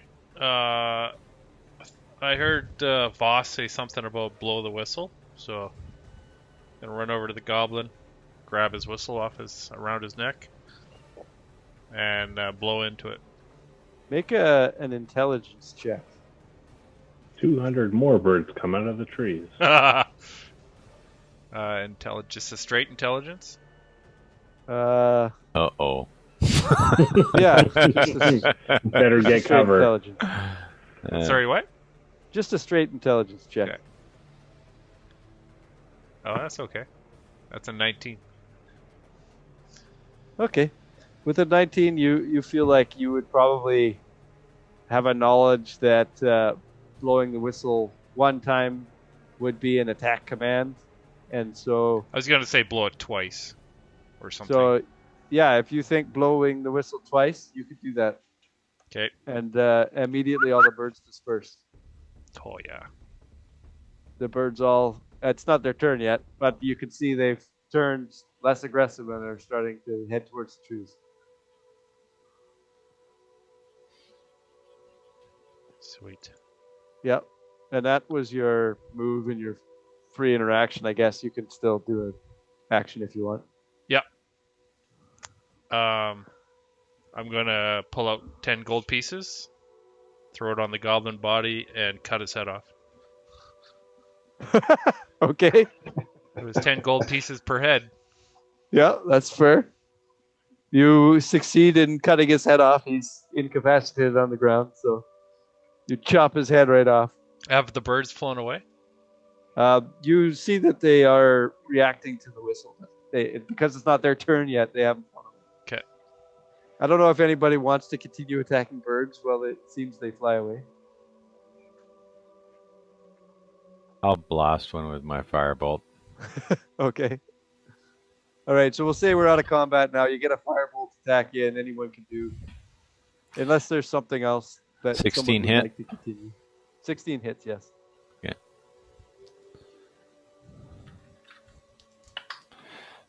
Okay. For 11 points of damage. Okay. None of the ones that you were after were damaged already. So you just light a bird on fire. And it's still alive, but you pissed it off. Just on fire. It's on fire and flying away. Yeah. It's a phoenix now. I never had any thought of blowing the whistle again. Lands in a tree with dry leaves. Dead tree with dry leaves. Yes. Yeah, the whole forest is on fire. The most legendary forest of Cormanthor catches on fire because you firebolted a bird. All the elves have no home anymore. And then all the birds fly out of the tree on fire to next trees. I just gotta start laughing, pick up the head, and just shake it above my head as the blood drips down over my face. The black goblin blood through my mouth, down my body. I got streaks of black blood down my face. Nasty. just like this, laughing as I'm doing it. I'm gonna look over at Lycus and I'm gonna be like, I thought I was the screwed up one. I think that last encounter, they must have bonked him on the head really hard when he came back. All right, so Mako does continue to seem to know the direction you need to head, which is across this creek.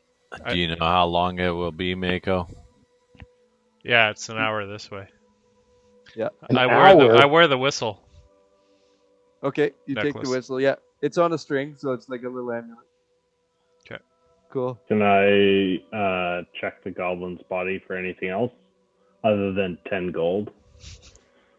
Yeah, he's got 10 gold on him. He's got a dagger and a spear. He's got no valuable items, really. He's got ragtag armor that he's wearing. Just like light boiled leather armor. And really you would notice But that it's Mako walks sized away small. from the 10 gold. It is size small. It's perfectly sized. So you notice me walking away from the body with 10 gold sitting on it. So like I'm ignoring it. Lowen will pick up the 10 gold. Damn. And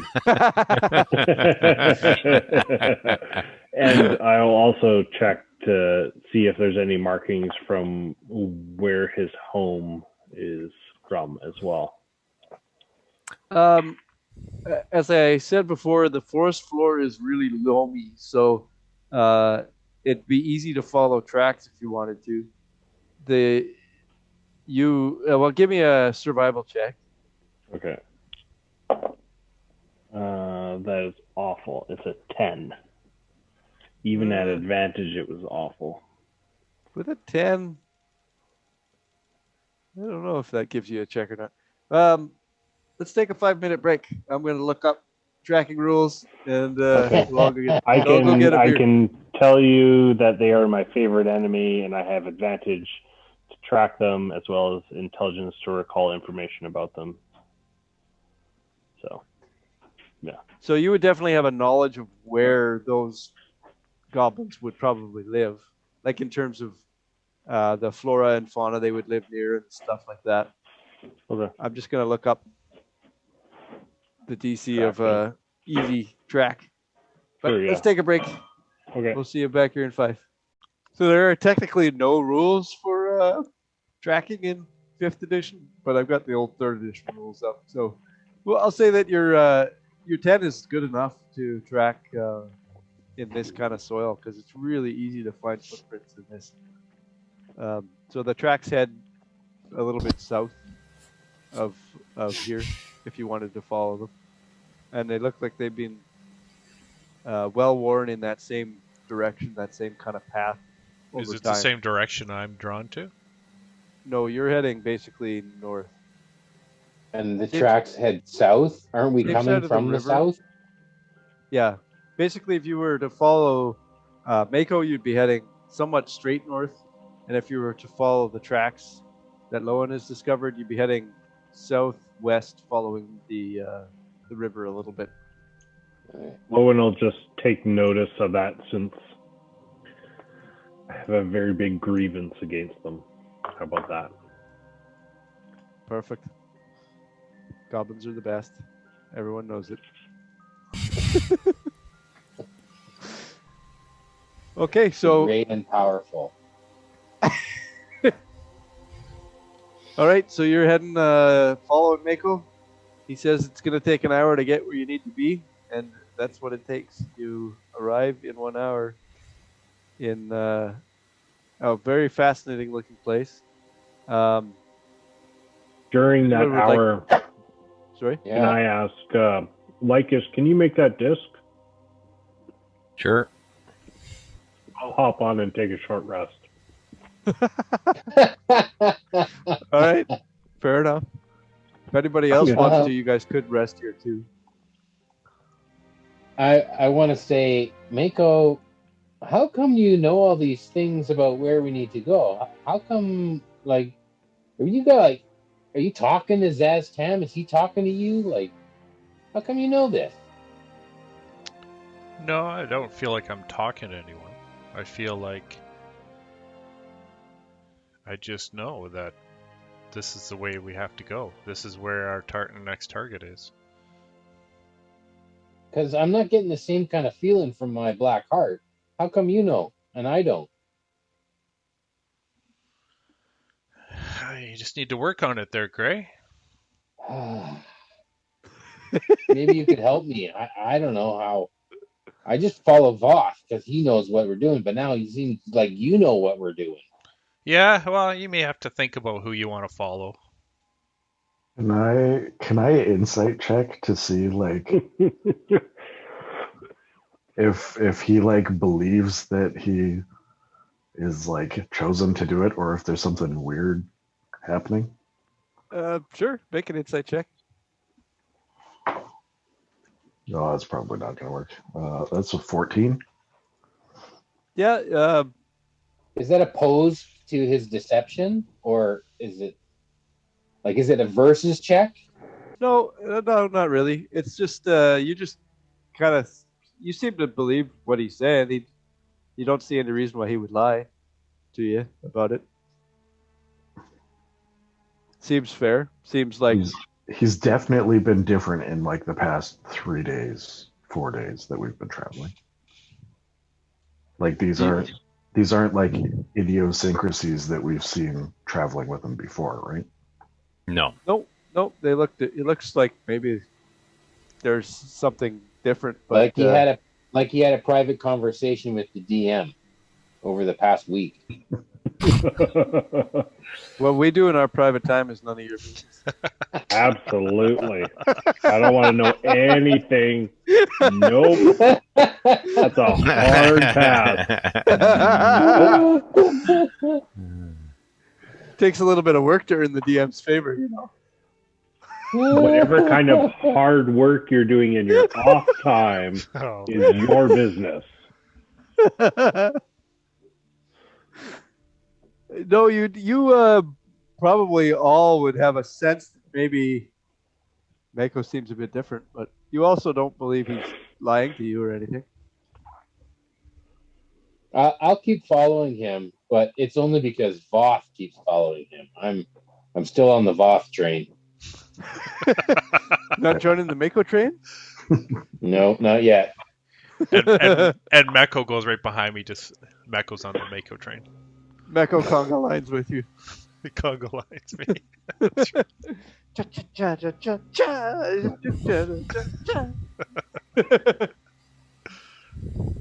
All right, so Mako is telling you are an hour away, and if you guys are not wanting to rest in advance of that, you can arrive within 1 hour. What time of day is it? Midday, we would say, but around noon. I'll jump on the tensor disc. If you're going to jump on the tensor disc, I'll jump on the tensor disc and take a short rest. I wouldn't mind taking a short rest before we go in there. No. You got to keep walking. This disc doesn't move unless you keep walking. We can take a short rest. I'm down to keep watch. I'm down a fair bit of hit points. I could use some healing. If anyone has it. Sure, there's some rabbits around here somewhere. I could spend my yeah, I'll take a short rest and spend my hit dice. That's what I did. So as we approach the ruins, we'll take a short rest again. All right, so you're not resting at the waterfront here. You're just going to head to the ruins and then rest? Just outside of them? Yeah. Okay. Lowen will climb up into a tree and post watch while the rest are resting. So as you're walking through the woods here, I'll have everyone make a perception check, please.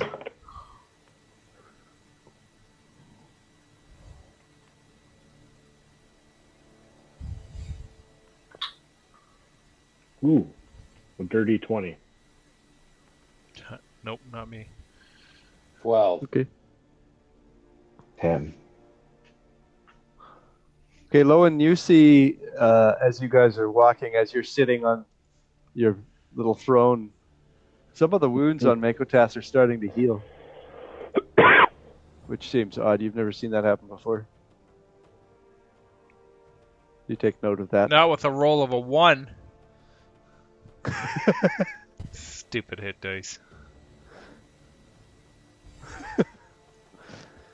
So do you arrive again on the edge of this ruin? Are you guys wanting to leave the clearing or stay in the clearing and rest before you see what's beyond? I'm good now. I had a short rest. We're good to go. Halfway through your trek, Lycus drops the spell, so you don't get a short rest before he does. What? You're 5 minutes short. I meant to say that's something that he could think about doing if he wanted to. Yeah. You're just like 30 seconds short. Yeah, 30 seconds away and you've fallen. Or sit there for 30 more seconds. Yeah. No, you've been jarred. The timer starts over.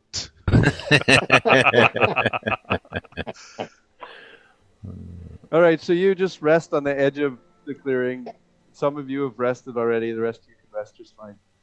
And then you've taken your short rest now. All of you have. You venture forth into what looks to be the rubble of a large tower, a large castle. Anyone with Arcana can roll an Arcana check if you like. But what you see before you is a...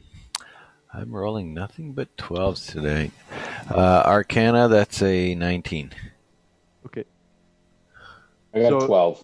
What everybody sees in front of them is a giant castle that doesn't look like it has become a ruin because it's decayed over time, like you would have maybe expected. Is there's a castle that was derelict. This is a castle that has been completely obliterated by one event that has pummeled it into the ground. And Lycus knows that the event that occurred was likely a meteor swarm spell, one of the most powerful spells in the world, has, over the course of seconds, completely obliterated this tower. This was obviously sometime in the past. This didn't happen days ago or weeks ago. Likely it was many years ago, but it's a fascinating place that many wizards have evaluated just to get a sense of what the destructive power of a meteor swarm can actually hold. And all you see is rubble ranging in height from like 6 to 10 feet tall. All the walls completely obliterated, all completely destroyed, and just ruin everywhere, spread out over like a kilometer of destruction. Stone tower. And looking across this pile of rubble, you think to yourself, oh my God, this is an overwhelming thing here. Like, what is this? What are we supposed to be looking for?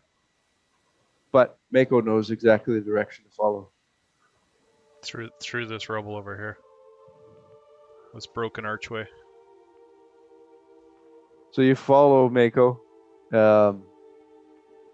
He weaves you in and out through this archway, down the remains of a corridor, to the left, down another corridor, to the right, down another corridor. This was a large tower, like thousands of square feet wide. I pull out my great sword. I say we're close. What about your axe? You directly to... Oh yeah, my axe. He leads you directly to an opening in the ground. There's a hatch, and in front of you stands a still assembled, still intact hatch with a latch on it. And it appears that your journey leads into the ground. What would you like to do? We gotta go down there. Okay, after you. Open the hatch. What's the catch? Can you see in the dark now, Mako? Because I know before you were having a hard time. I got a torch. All right. I'll light a torch. Sure. I open the door. The extent of your draw into whatever is drawing you forward has led you to this hatch. So this is the point. This is the point that you've been asked to attain, or whatever it is that's going on with you.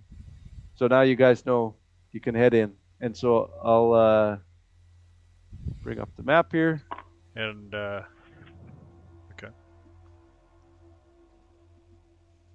The Lycus is gonna light up his magic torch and activate the detect magic ability on it. Yep, absolutely. Well, I'll put out my torch. Is it a torch or a lantern? The torch is the detect magic item. Who's got the lantern? You guys haven't actually handed that out. Lowen has the lantern. I shall keep my torch on. The lantern was found on Murray, or on one of the soldiers that was traveling with Murray, actually. and so it can determine invisible creatures and objects. Yeah, I have that written down. I put it into my inventory. Okay, so this is what you see before you. Mako's got a torch lit. I don't see nothing. Is that like water? Oh, okay. Zoom out. Okay, now I see it. Zoom your map out. I was on the far left, and it was on the far right. You walk into a cavern that seems to be a mixture of natural and worked stone. The basis of the place has clearly been formed as a natural cavern, but it appears that in every direction the caverns have been widened. Stairs have been worked into place connecting from the surface. There's no light in here other than light that you guys are providing, and you can feel a strong dampness in the air from the underground pools on your skin. And you notice that the confidence of getting here is gone, and Mako's a little more confused about which direction to go. What happened, Mako? I thought you you had this enlightenment. I thought you knew which way to go. What's the deal? What happened? I wish I knew. I'm not sure. Do you remember? Can you remember that time when you had like a shit mustache? Do you remember that? And I apparate the Mako, and there's the little brown mustache on the Mako. Okay, I just. And I don't say anything. That's all that happens, right in front of you. Lowen, you can track. Do you see any signs? Ironically, mountainous terrain in caverns is my favorite terrain. So I don't know. How do you want to roll this, Ray? So if you're looking for tracks, you can roll a survival check. And if caverns are your thing, then you have advantage. Well, I'll just double my proficiency. So okay. So it'd be wisdom 2, so it'd be 6, 8 plus it's a 27.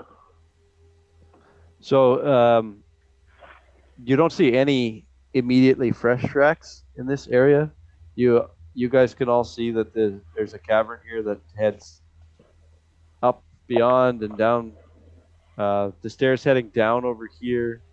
There's stairs heading up over in this direction up over here.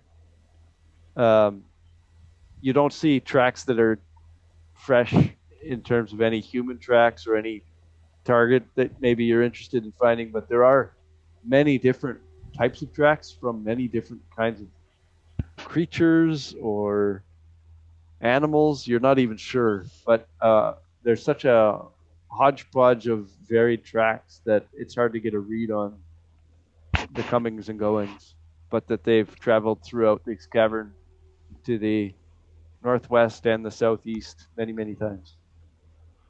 This is a well-traveled space. I'll turn to the group and relay that information that there is a lot of animals in activity, but no like real clue as to which way we need to go. Well, why don't we split up? That's a really stupid idea. Let's go down. It's fine with me. All right. What makes you think that it's down? I don't know. And Just a how do guess. we know that both paths don't go down? We don't.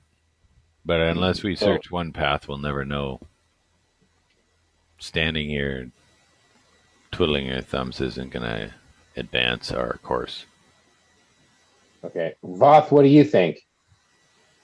I'll look over towards Mako'tas. Which way do you think we should go, Mako? You've led us true so far. Whatever was drawing me here is silent now. I would be silent but deadly. I like how you think, Gray. But any direction I pick would be a guess. just as good as yours. Well, we know we need to go to the crypt. That's what we're looking for. Crypts are deeper. Typically. All right, so do we go right or do we go left? Right. Depends Who's which way taking the the map is. Lowen will probably take the lead with his natural proficiency in cave dwelling. Okay. And you guys are heading down to the right there? Yep. Lowen can give me a perception check.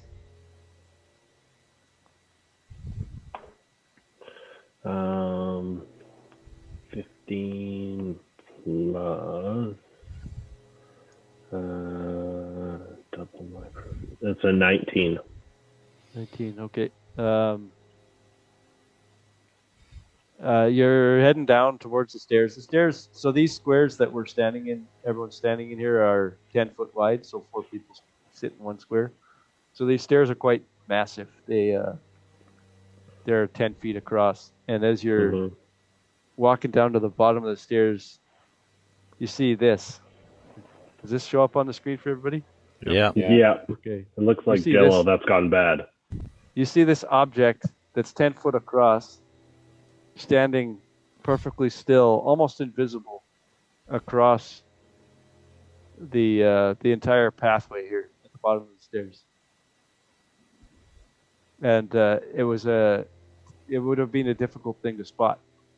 You're in the lead. Okay, well, I have 150-foot dark vision range, so That as doesn't long as matter. it's- It's hard to see. Dark vision Okay. doesn't let you see things. all right. So I don't see that, or I do. No, you do see this. You've Okay. spotted it. I'll You're also hold aware up that the it's group difficult to see. and say there seems to be something at the bottom. It's filling the stairs. It's quite hard to see. I don't know what it is. I haven't seen something like that before. Who has that lantern? I have a rat. I could send my rat down. Don't we have a special lantern that lets you see things? Yeah, invisible things. It's not invisible. I can see it. It's just hard to pick out, and I'll point down the stairs. Yeah, and when he points it out, and you guys all put a lot of effort in, you guys can all see this thing here. But prior to him pointing it out, you could have easily just walked right into it. It looks like a big ice sculpture. I don't know what that is. Anybody do else? we see anything in the cube? Yeah, Or is it you do just like see there are skeletons in the cube. There are mundane weapons in the cube. And the cube, ever so slightly, as you've been watching it for over a minute, is swaying just a bit. Just Is barely. it jiggling? It's just Little barely jiggle? jiggling. Did anybody bring a spoon? Maybe we should throw it. I'll light up one of my torches, or the torch I have. Yep. And I'll throw it at it. Okay. How far can you throw that? I'm pretty strong. I'm 20 strength. So you could probably throw it easily 30 feet. Yeah, I'll get to a point where I think I can throw it. Sure. So you just move up like 30 feet away from it or whatever, top of the stairs kind of thing. Yeah. And toss it in, and then we are going to roll initiative. Oh, shit. This is not good. I think it's fine. Mako went first. It's fine. That means he's in the front. Come on, Yeah, guys. Mako- Let's go down the stairs. Mako still doesn't even see it. He's just like, oh, this seems fine. Come on, man. Where is this thing in the monsters manual? Depends which version you're looking for. All of them. Combining them all. I don't. Just Google it. Everything is Galantis homebrew. cube. Ray just makes it up. Yeah. What's wrong with that? I figure it's fine if I make it up, so long as I make it up before you guys start. Absolutely. This is a whipped cream cube. Yeah, it's whipped cream. Yep. Mm. It's got a little maraschino cherry on the top. Uh-huh. It's a pudding pop. It's a square pie. Oh God. Oh, that's a one for Mako's initiative. Oh, yes. Yes, Mako it is. taking up the front there with the. All right. I'm screwing around with the GM layers on here, and it's fucking me up. Voth I is got going fancy. to kick Mako into the cube. Oh, that is cool. Look at the cube at the bottom there. But like Nick's character, when we played at James's place, he runs in and runs right into the gelatinous cube. No way. It's hard to miss. So there's a torch right next to it. Yeah, there is. Yeah. So you should be able to at least see floating objects or something. No, I mean everyone now knows. They've been alerted by Lowen. Everyone knows that it's there. Okay. So. So where's the light source right now? There's one in the cube. Yeah, it's in the cube, I guess. Did you roll to attack? Did it hit the cube? Is it sticking out of the cube? Did it get encapsulated by it? Give me an attack roll, and if you didn't roll it, what kind of an attack roll? Just a ranged attack. Unarmed attack or hand axe? Okay. Yeah, sure, hand axe. Lycus, what's your dex? It's a 17. +2. Okay, I'll go before you do. 17 to We hit. both rolled a 17.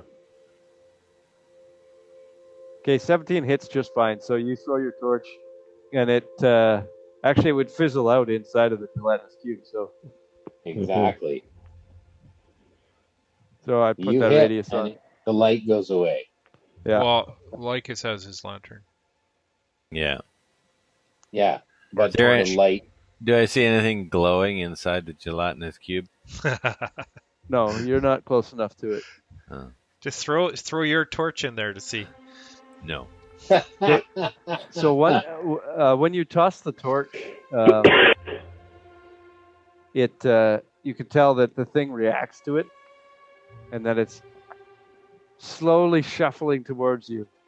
So it shuffles like 5 foot closer to you, but it's not its turn yet. And that you've probably angered it in some way.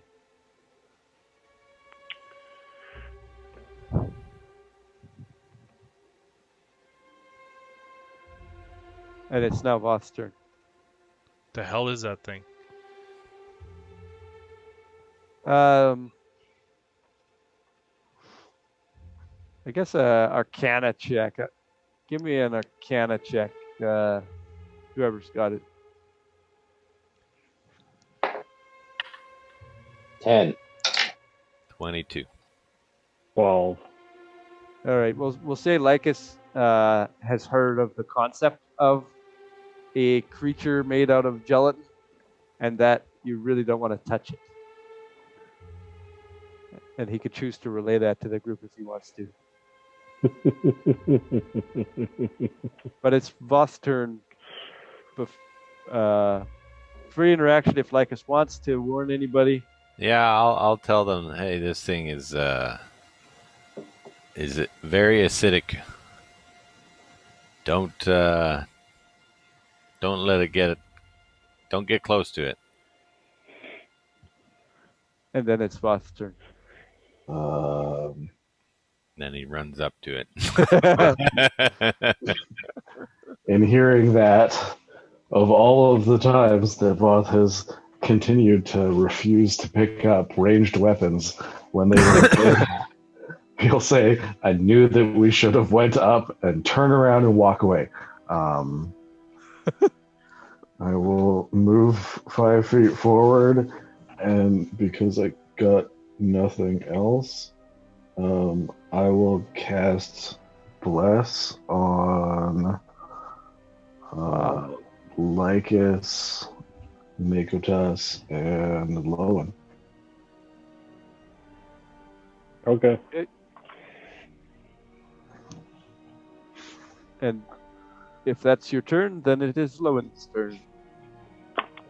Bonus action, Hunter's Mark, and I will pull out 2 hand crossbows because I actually bought 2. One came from Mako, the other one came from the vendor, and I will take 2 shots at the gelatinous cube. Okay. Not good. It is a 12 and a 15. Those both hit.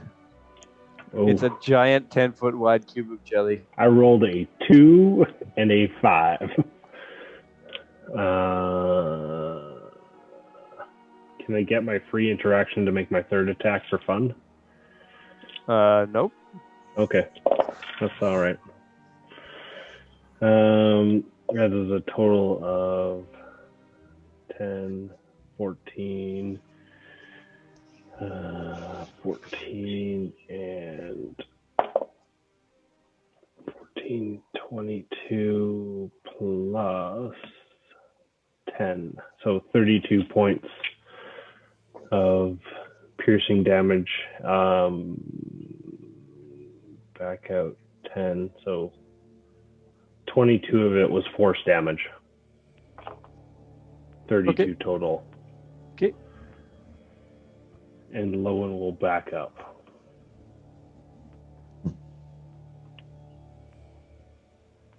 Just to stay within, hopefully, some 30-foot range. Yeah, you're kind of 35-ish or so feet away. Yeah, I was in 30 and then I backed up out of 30. Okay, perfect. And then Lycus. Lycus is just gonna. It's still. It only moved 5 feet up the stairs, or to move 10 feet. It kind of wobbled 5 feet towards you, just so you guys had a sense that it had been activated by the. Okay, I'm gonna torch. move. I'm gonna move to the other side of the hall here. Fire off a firebolt at this thing. Okay. With a 21 to hit. Yep. And Oh, DM, I forgot to say I picked up those hand axes after that battle. Yeah, that's fine. And he takes 6 points of fire damage. 6 points. Okay. Yeah, big rolls here. A lot Big of twos. money. And that's my turn. Perfect. Gildor. Okay, Gildor sees that, or hears that we're supposed to stay away Who's from Gildor? it. Who's Gildor? Oh. Well, you called me Gildor. Yeah, I did. That's my bad. Yeah. I haven't gone. You'll get a turn. Built every one of these maps long before you lost your name. So. Okay, so the Gray. The Gray's turn. Is gonna not rush in as to the advice of his friends, and he sees that Lycus is shooting fire, so he's gonna shoot. And I don't got fire, but I got cold, so we'll hit him with fire and we'll hit him with cold. So I'm gonna shoot a ray of frost. Okay. Gord, I sent you a Facebook message. That's a 12 to hit. That hits. Okay. And that is 6 damage. No, 2d8. I get another one of those. That's 8 damage. And his speed is reduced by 10 feet. Oh, man, that's brutal. Okay. And then it is Mako's turn. Mako is going to go towards it within 15 feet. 20 feet. And then Mako's going to apparate right in front of it. Okay. wherever Mako is. Oh. Okay. This Mako has a torch too. Okay. It's magical, so it actually works. And then I'll take 2 swings with my misty great axe. Okay. Oh, am I blessed? Yeah. So Yeah. I get advantage? No, you get a D4. 1d4. You probably can't miss hitting this thing. Yeah, it's though, a 17. Yeah, that hits. Okay. Oh, that's nice. 17 points of magical slashing damage. 17. Jesus.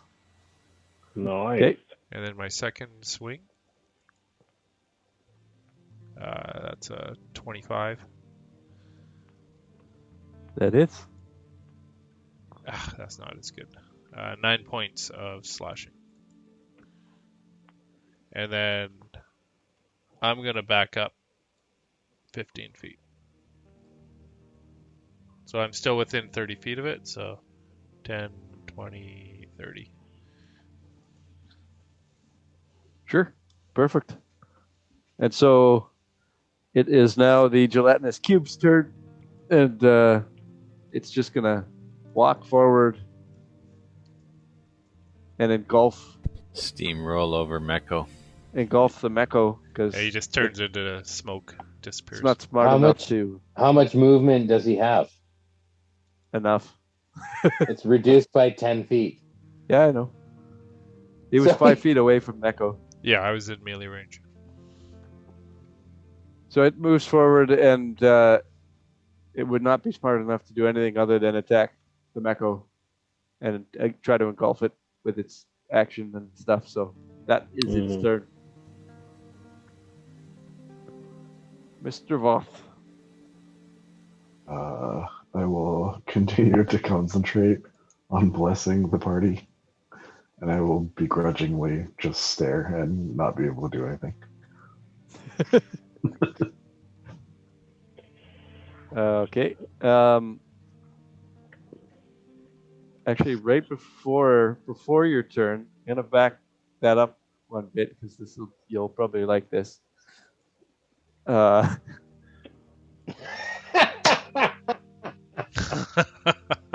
Before your turn happens, there are these odd creatures that appear. Let me go into the other layer here. They look like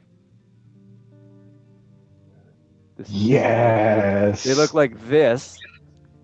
They are these creepy, hideous, monstrous, not too intellectual-looking creatures. Is that at the end of my turn or before my turn? It's the start of the round, so right before Voth goes, this happens. So these things appear, drawn by the sounds of weapons and spells being cast and whatnot. They come out through the water. Over this way, they come out past the water. And there's 3 of them, and they move in, and they can't get any farther forward than this, but they are 5 feet away from Voth, and they use their entire action to move up. So it's Voth's turn now, and there are actually targets there. I have like 6 of those 3D printed because I loved them. They're cool looking little dudes. Yeah. So I will move 5 feet back to engage with a couple of them, and I will take 2 swings at the one there. Sure. One is a 23 and one is a 10. The 23 hits, the 10 does not.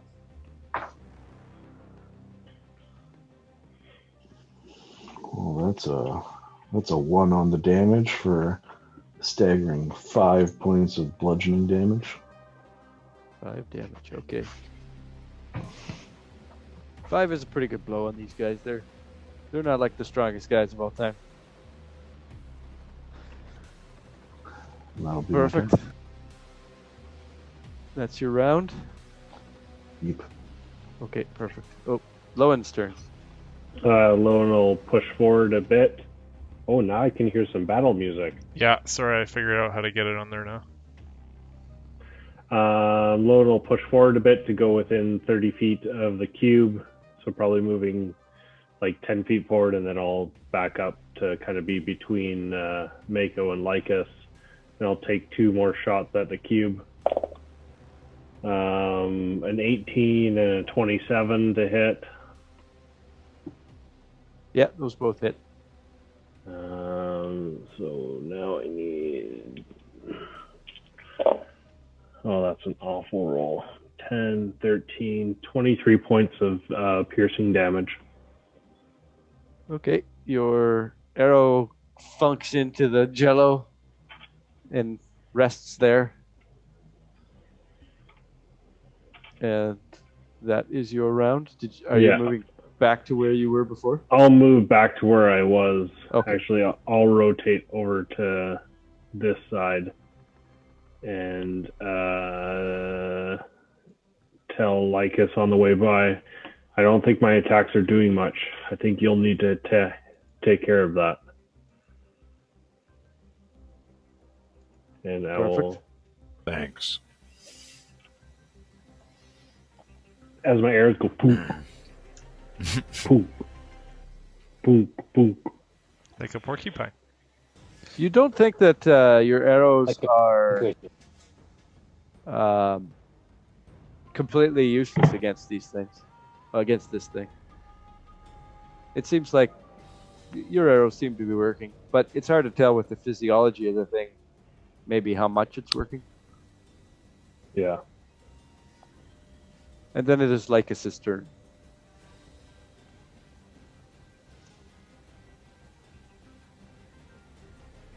Microphone. I'm just going to firebolt it again. Okay.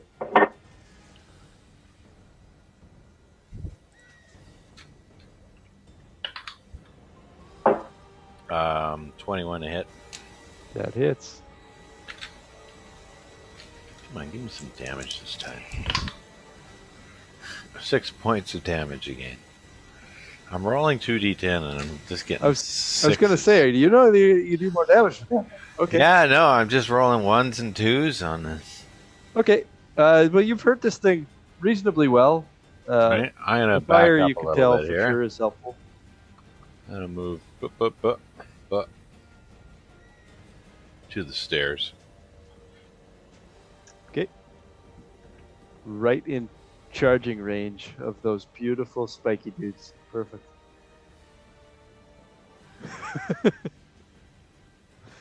The gray. Surrounded on all sides. Okay, the gray. I don't know. I think the gray sees Voth attacking these guys, and he's like, "Oh, we're doing this now," and I'm going to rage and attack this guy that Voth's attacking. Okay. I think that's what he would do, and that's what I'm going to do. So first, when I rage, we do this cool rage thing.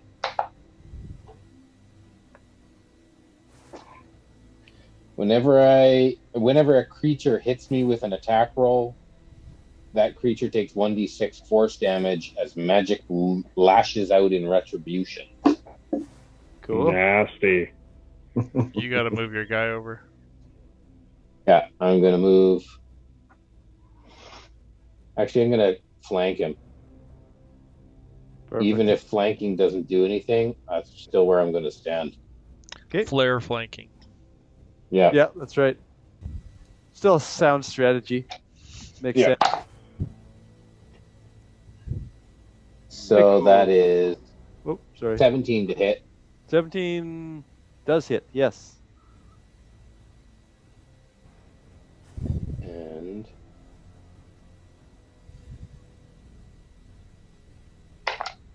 Ooh. 12 damage. That's max damage for me. 12 damage is a pretty solid hit. You don't think they could take too many of those big blows like that? And then it is the gelatinous cube's turn. Your Ray of Frost only was activated for 1 round, right? Yep. That's right. Until the start of my turn, it has minus 10, but it still moved. So it moves forward as far as it can, which is this far, and cannot take any actions.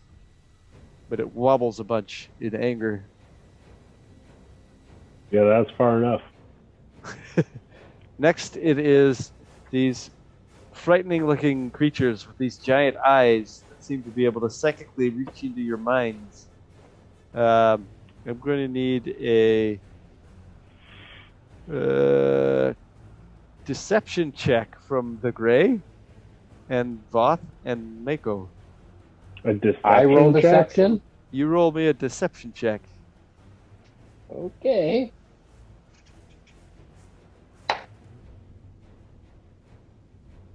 Five for Mako. Okay, 23. 12. Okay, so 23 succeeds. Mako fails.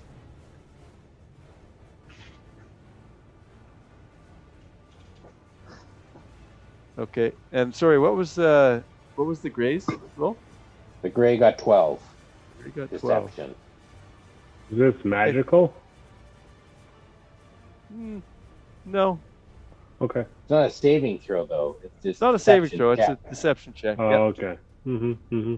You so the Gray and Mako both feel this sense that this creature with this giant eye is looking into your soul, and that it's rooting around into your mind and learning things about you. And Voth is capable of withstanding this assault, and you two are not. Mako just laughs. Because Mako doesn't have a soul. And then we're gonna do a. Mako can give me a Constitution save from this guy. He moves up. This guy in the back, and then. Ooh. What is inspiration? A D6? No, a reroll. Oh, good. I'm spending that. D20. Remember, you're blessed. Oh, thank you. I went from a 2 to a 1.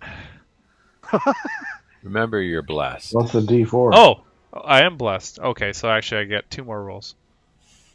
No, blessed is a D4. You just add a D4 to your, Oh, 2 or whatever shit. you rolled. Do I have to, with the inspiration, do I have to take the second roll? No. No, I guess not. But either way, it won't matter. Well, I still get a D4.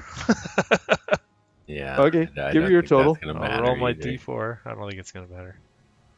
Oh, Oh, 4, so it's an 11 total. okay. You fell. And it stares at you, and you take 12 necrotic damage from this Ooh. gaze that Necrotic it puts upon you. Is that half damage for you because you're undead? It's like warm chicken soup to me. Said he was undead.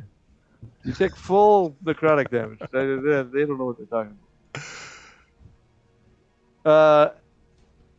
Okay, and then a claw attack for the Gray. Just a good old-fashioned claw attack. A 19 to hit. 19 hits. All right. And you take a total of 4 damage. And they take But I something have in to return. 2. Half to 2. Okay, and he takes 6 damage in return. 6 damage in return. Okay, that was this guy right here. Perfect. And one last claw attack against Bach. Ooh, that was a 23 to hit. That'll hit. For 4 damage. Oh no. Oof. I retain concentration. Oh, perfect. And it is now Voth's turn. Did Mako'tas go before the cube? I was I don't last think on the you did. initiative.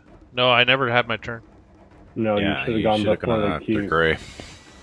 Oh, all right.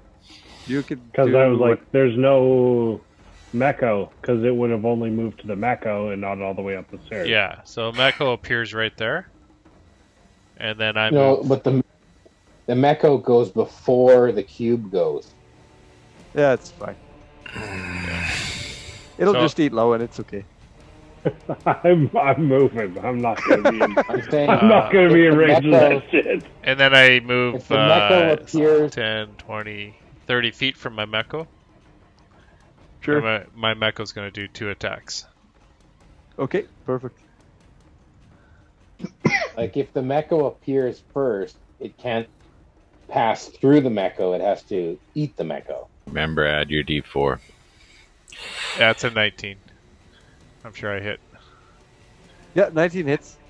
Okay. Oh, that's pretty good. 15 damage on the first hit. Okay, that's enough. It takes it down. Oh. Woo! The cube is gone. It just turns to liquid and pours down the stairs. Yeah, exactly. The whole stairs get slimed with cube. Ooh, a slip and slide. Yeah, it's going to be fun. There's all the bones and swords and everything just on the ground. So you're allowed to separate your attacks with movement if you choose to. So you can still make your second attack if you want to move.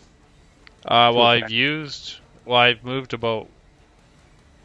Can't you move your Mako? I can move my Mako up to 30 feet. So you could choose to move that Mako if you want 25 feet and be right there. Right there. And still get your second attack in. Okay, I'll take my second attack.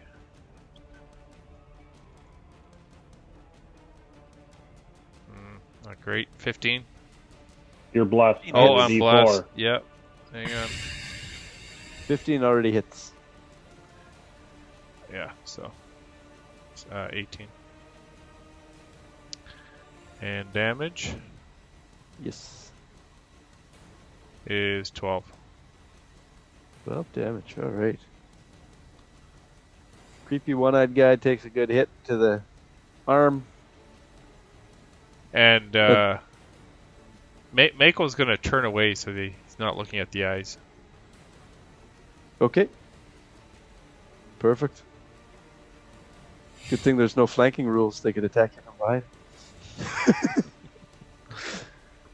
behind. So technically the way it works with regular 5e combat without flanking, it's just assumed that everybody spins at all times. So technically your back is not always to a guy or whatever based on the way that your mini is turned, but you specifically have turned yourself away. And then it is boss turn now.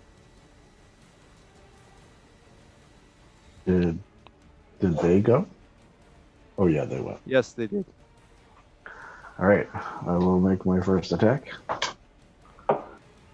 That is a 20 to hit. Yes, that hits.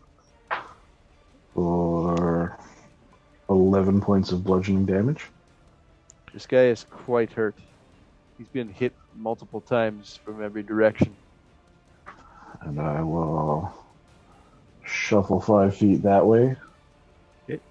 And I will hit that guy with my second attack. All right.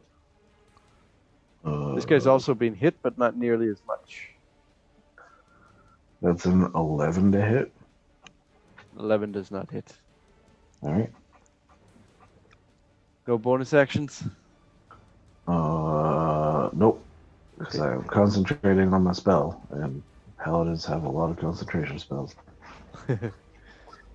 Lowen. Bonus action high five with the gray. Free interaction high five. Free interaction. Yep. Yeah. Now he can't reload his bow. Lowen will pull to the side, bonus action, move my hunter's mark to the guy at the end. Okay. And I'll take 2 shots at him. Sure. A 16 and a 16. Those both hit. That's awful damage. Oh. 2 8s and 2 1s. So 16, 18, 28 points of piercing damage to the guy up top. Okay. That's a big chunk of his health gone with 2 shots to the face. Yeah. And Mr. Lycus. Why can't I move my dude? That's weird. Okay. Where do you want to move to? You can just ping if you want. It's not even pinging. No. Over this way. Over this way. Back this way. Up the stairs. It's not moving. On my screen, it's not. Oh. You should probably quit out and reload. Yeah. You're crashing. Jason's computer is solid as a rock. Yeah, this is working out good, eh? Well, that's because I'm using my phone and my laptop. Yeah, that's a good idea, though. It's working good. Your video looks good, well, too. it's not Foundry, right? Just wait till Thursday. With the 500 songs playing in the background. You got to have Foundry loaded on your phone on Thursday. It could be done. It's just a browser. Really? Yeah, it's a browser based. Yeah. That would be. It's not mobile. Yeah, I wouldn't want to do it. Made for it yet. Okay, so I'm way over here. Okay, here we go. Where the hell? Oh, you moved. Big dark map out there. Yeah. Okay, I'm here. Aha! I can move. Okay. Perfect. Oh, what the hell? Mako's in my way now. I could blast right through him, I guess. A hole opens up in his back just to give you space. Roll a one. Roll a one. I'm gonna move to here, and I'm gonna cast Tash's Caustic Brew. Caustic Brew across these 2 back here. Is that a save on my end? I believe it is. Yes. Yeah. Yeah. It is. Yeah, you have to make a dex save. Tasha's getting a lot of airplay. Dex save. Is it a dex save? Yeah, dex save. 13 for the first one and 21 for the second one. 15 is my DC. Okay, so 1 succeeds and 1 fails. Yeah. The one in the back is the one that succeeds. Okay. The other one blocked it for him. Yeah. And they take damage on the start of their turn, is that? Yeah. Okay. So then I'm going to move back here. So remind me on the start of their turn. Otherwise I'll forget. Okay. Perfect. The gray. Okay. The gray is going to finish off this guy right here. Okay. Just with his great axe swing. That is a 20. Hey. 20. Nice. Oh. It's dirty, but it hits. You're rolling considerably better than last session. It's not as fun this way, though. I like it better when he's raging. Jason was raging in real life during that night. Okay, that's 8 points of damage. Perfect. That takes this guy down. Okay. He flops to the ground.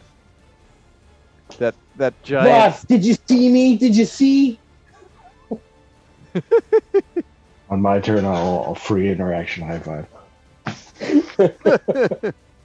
Yes.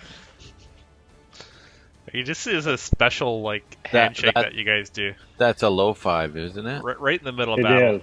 Yeah. Just up high, down low, I behind have the to back. jump. All right, and that's your round. Yeah, it's up high for the gray and down low for Voth. That's right. Any bonus actions in there? The bonus action would just be this wild magic, and that only happens when they attack me. Right. Perfect. And Mako. Well, the Mako will bomb around to here. Actually, he'll go right in between these guys and try and draw fire. You can't walk through an enemy square. Well, I was here, right? You're here. Yeah. You go 5, 10, 15, 20, 25. So yeah, okay, yeah. I'm still you can go within. Gonna walk around. Okay, I never I left get his you. threat range. Yeah, no, you're right. And I'm gonna go after this guy. Right. Okay. And he's taking some good hits. Okay. First hit. Well, that's pretty good. 24 to hit. Yeah, that succeeds. Come on. Oh, a 12 for 18. 18 damage. That first hit slays this guy. Nice. He is gone. Oh, It'll just turn slowly in the mist and hit the other dude. Oh, that's good too. 25 to hit. that hits. Oh, another 12 for 18 points of damage. Jeez. Yikes. Mako's on Yikes. fire. His Huge damage. brown mustache gets a little waxed ends on it.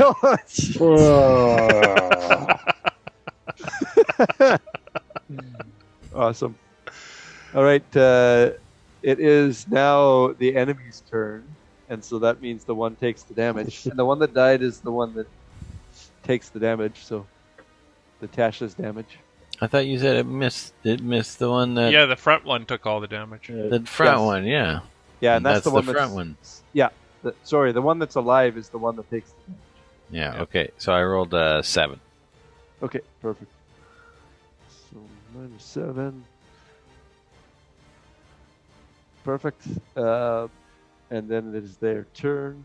There's only one left. They're going to attack. Attack at the gray, because that's where he was already attacking. And that is a 14 to hit and a 19 to hit. 14 doesn't hit, but as soon as he misses, I got retribution. So he might not get to attack again. All right. What does that do? He's going to take 1d6 points of force damage. Okay. Gets the damage on a missed hit? That is broken. When he makes an attack roll. It doesn't matter whether he hits. Oh. Wow. Well, it says when he hits you with an attack roll. So Okay. it's got to be the second hit. So Okay. I take damage on the second hit. Right. Yeah. So the damage you take is 5 damage divided by 2. Half to 2? Oh. Or yeah, half to 2. 2.5. Slashing damage. 2 points. Okay, And then he takes 2 points in retribution force damage. Okay. Is that a reaction to do that? Like his once per round? It's wild magic whenever anyone hits me with an attack. Okay. Cool. So it'll go off. It's not me who's doing it. It's the wild magic just happening. Awesome. And then it is Voth's turn. I remember reading about the wild barbarian in the Unearthed Arcana, but I never read it all the way through. Now it's released, eh? Yeah, this is in Tasha. Dashes. Cool. The first attack will miss with a 9. That does not hit. And then the second is a 19. That hits. Big money. For a staggering 6 points of damage. Guy is quite hurt. He's on his last legs here. You also see that this guy, even though he clearly looks like a very feral, monstrous type creature, he has a necklace around his neck with a key on it. You just noticed now, which is interesting. But he's still alive, and it is now Lowen's turn.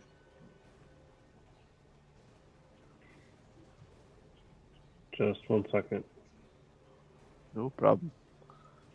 The key is a kind of like one of those antique-y looking keys. Cool, classic-looking brass key, and it's a bright red color. Antique. Antique.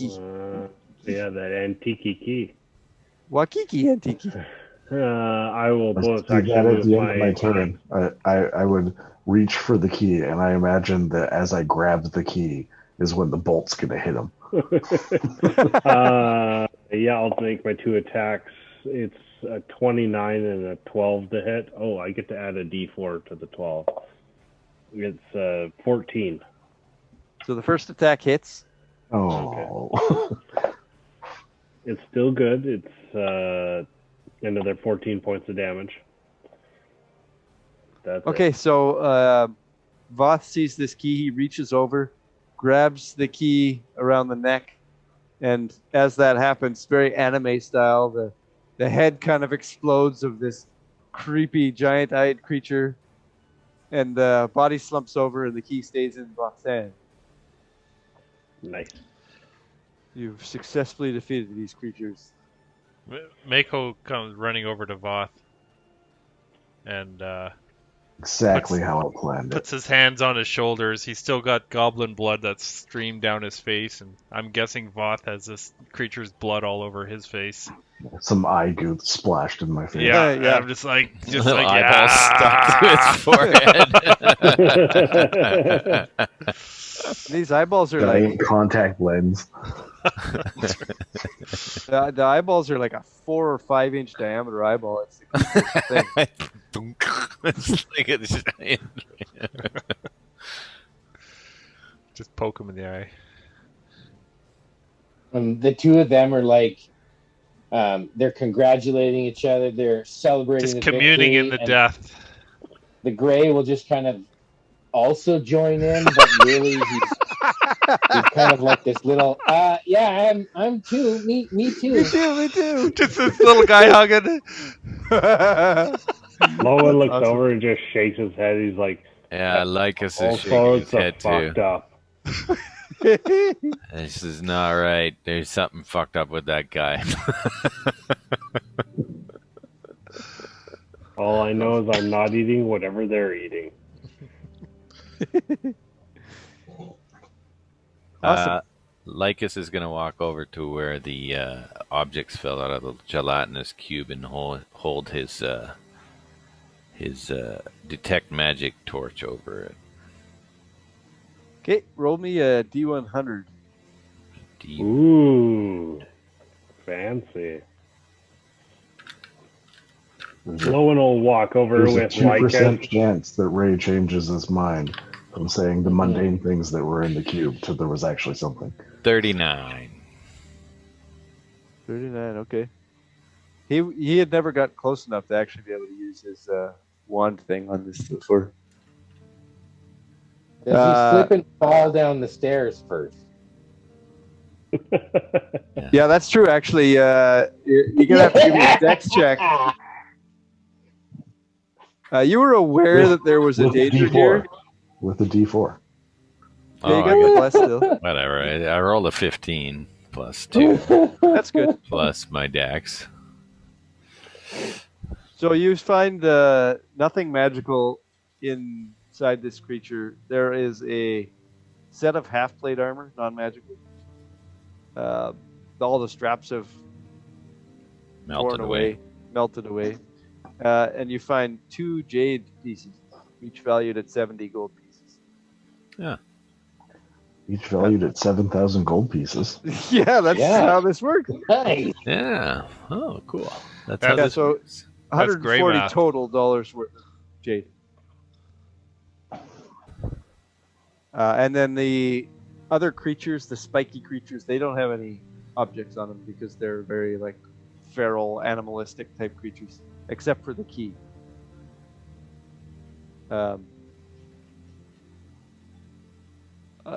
I hate keeping using Arcana for everything, but you can roll an Arcana check if you like. When you ask that, are you looking for somebody with proficiency in it? Yes, you need to be proficient. Yeah. 21. I'm proficient. 21. Keep rolling terrible, but I'm proficient in it. Yep. I got a 9. Arcana 22. Okay, so Lowen and Lycus both would see these creatures that just appeared and know that they are very strange aberration creatures that are monstrous in nature, and that it seems odd and doesn't make any sense that they would have a key around their neck, because they are not a intelligent type thing. They're relatively intelligent, but they're more of a animalistic intelligence. So that seems a little weird. Would Lycus know the nature of where these things, or how these things were made? Yeah, because of the arcane nature of them, you know that they're dark experiments of magic, essentially twisted, malformed experiments of magic somehow created these creatures.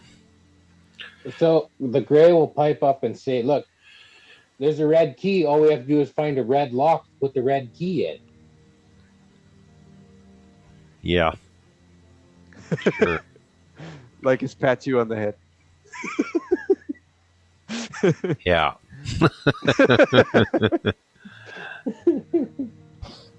How deep is this water that they came through? Did they swim, or were they running down some shallow water? Let me reveal. The water is not very deep, and you guys are just sort of looking and peering in through this area here. You can see that there is a cavern beyond this, and just following the south edge of the wall, the water isn't very deep at all. Also, you've seen a little bit more of the direction farther down as well. So just highlight that. So yeah, you can see. Well, it's not very easy to see, but you can tell that there is a cavern farther ahead there, and that you could follow this where's my select tool? This area down here, you could follow that along there. Wouldn't have to swim if you wanted to go through there. What about gnomes? Could gnomes traverse through the water without a periscope or a scuba? Yeah, so long as you hug this southern edge here, not where you are currently, but if you were over here. Yeah. If you only had a disc you could ride on. Yeah. Does the disc float above water? I don't remember. It says 3 feet above the surface. Okay. So I don't know if it's a solid. I don't know if it matters with water. It's a good water question. has a surface. The water has a solid surface too. It's just liquid. Solid liquid surface. True. It's not, the Grey will hug the wall. A porous liquid surface. Above the ground. The Grey will hug the wall and stealth along this edge here. The wall hugs the Grey back. Hey-o. Give me a stealth check. With Can advantage. I use my stone camouflage? Yeah. Is the wall's name Mr. Crabstone? So this is not natural stone. Does that need to be natural stone? I don't know. It says If it's just any stone, then you have that for sure. Advantage to hide in rocky terrain. Okay, yeah. Yep, give me an advantage. Okay, so that's a 12. Okay. So you carry on, head on in there. You see a cavern. It appears that this cavern, it's a dead end. There's no farther way through, but you can see definite signs that these creatures that Lycus is telling you are called Nothex. They have been in here for quite a long time. They hadn't just come to this place, but there's piles of food in the corners and refuse in a pile in one corner as well. So you can tell that these creatures have been here for certainly months, you feel like. Is the food something that I would want to eat, like rations, or is it like something they would eat? It's something that a animalistic creature would eat. So they find rodents, they find whatever. Mako. Kill. Mako. Yes. Like your food. Looks like your food. I'm kind of stuffed right now.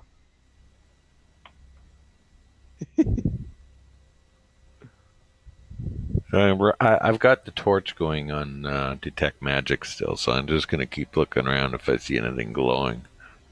Are you heading in where the gray is? Sure, why not? Okay. He's gone through. He's seen that there's nothing else in there. You come in after him. You don't see anything magical in there. Okay. Just the same things he's seen as well. Okay. Big pile of shit in one corner. They kind of... But it's not magical. Non-magical shit. Okay. Only feels magical while you shit. Only thing. Some of them. Okay. Does Mako want a beard now or a goatee? It's a +1 coiler. You will see Lowen, while everyone is traversing through the water, he's kind of like unsure about walking through it.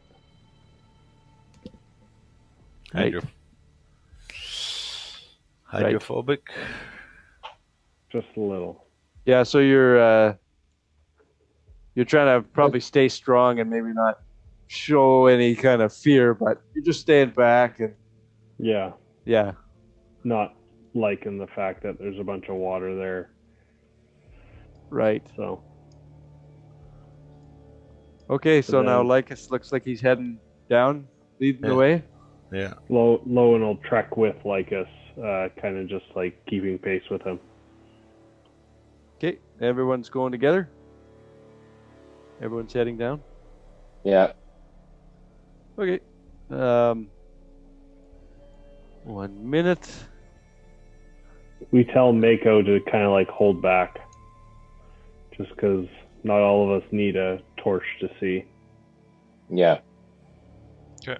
I'll let them go ahead in the dark. Well, Lycus can't see in the dark either. We can stealth forward in the dark. Lycus, hang back. Let's get a lay of the land. Okay, so you see a bigger cavern ahead here. So where are you guys actually all hanging out then? Because Mako's torchlight extends to where the gray is. Are you trying to stay in the dark? Lycus has got a torch and he's right here. Yeah. Okay. So his light would probably come to here. Okay, well then the gray will be in the shadow over there, and I can stealth against the wall if you want me to roll again. That's what Lowen will do as well. Yeah, but that wall would be blocking half that light. Yeah, but just to see the extent of the max of your... Yeah, this would be like... Yeah. What is everybody's passive perception checks? Passive? Yeah, passive. Passive is 10. 10. 13. 12 for me. Might be 11 or 12, I think. Jesus, you guys are a bad perceptive group. Well, I was going to take the perceptive feat, but Oh, really? Observant? Yeah. Somebody nixed that. yeah. Clerics. Yeah. Weird. Okay. So you carry on. Just Lowen and the Gray are moving forward, I guess. What about where's Mako here? I he's moved over there. back. Okay. I wait by the stairs because I didn't want to Okay. bring too much light. Well, we've got 120 feet of dark vision, 130 feet. I have 150. You'd there have you go. 120. Yeah, so you can see this portions of this room here. But what happens is, as you come down these stairs, you guys are completely unaware. You're not really paying any attention to anything. Okay. Just going to bring up a thing if I can. You see, actually, you don't see anything, but out jumps out of the nooks and crannies of this space some creatures that come at you. Which space? So they come from one from behind and two from the sides. They clearly were laying in wait for you guys, hidden, and they look like this. They're just giant serpent creatures with weird tentacle arms and big beaks. And again, they look. They don't look particularly intelligent necessarily, but there's three of them that jump out at you. But they obviously get along with gelatinous cubes. Mm-hmm. In some fashion, it appears they might. Or they hang out on the ceiling. These guys were all on the ground. How far away? Where are they located? So they were all hidden from you guys, and they're jumping out and having a surprise round against you. I'm just bringing up their stats. And so Lowen and the Gray are the two guys in the front here. Give me a minute. I'm going to put all our initiatives in. Oh, fuck. We could, if you guys would like, start this combat next session, because this might take a little while. It's past Mike's bedtime. It's past my bedtime at 9 o'clock, so let's just do that. Let's say we'll start this next week. We're just about to start a combat. They're going to get one surprise round against you, and then we'll go straight into combat next week. All right. Okay. Sounds good. All right. That's good. Next week or next time? Well, next time. 2 weeks from now. Okay. Awesome. Thanks, Ray. Sounds great. Yeah. Thanks, Ray. Thanks, Ray. I'm really enjoying doing the Zoom. It's good seeing y'all. Yeah. It's good seeing you. Yeah. All right. Cheers, guys. Thank you for joining us on this episode of our Black Hearts campaign. Feel free to go to our website at perilouspursuits.com for podcast streaming options or links to our YouTube channel, where you can watch our adventures with animated maps and other images. If you are interested in what we do or would like to chat to any of our members, feel free to join our private Facebook group linked on our website. Who knows, maybe you'll be part of one of our future adventures. We appreciate your listens, so please keep our crazy characters motivated by giving our episodes likes, stars, or reviews, and also subscribing to our YouTube channel. In the meantime, double check that toothbrush is not a mimic. Slide a hand that glittering potion from your buddy, and grab some friends, roll some dice, and play some D&D.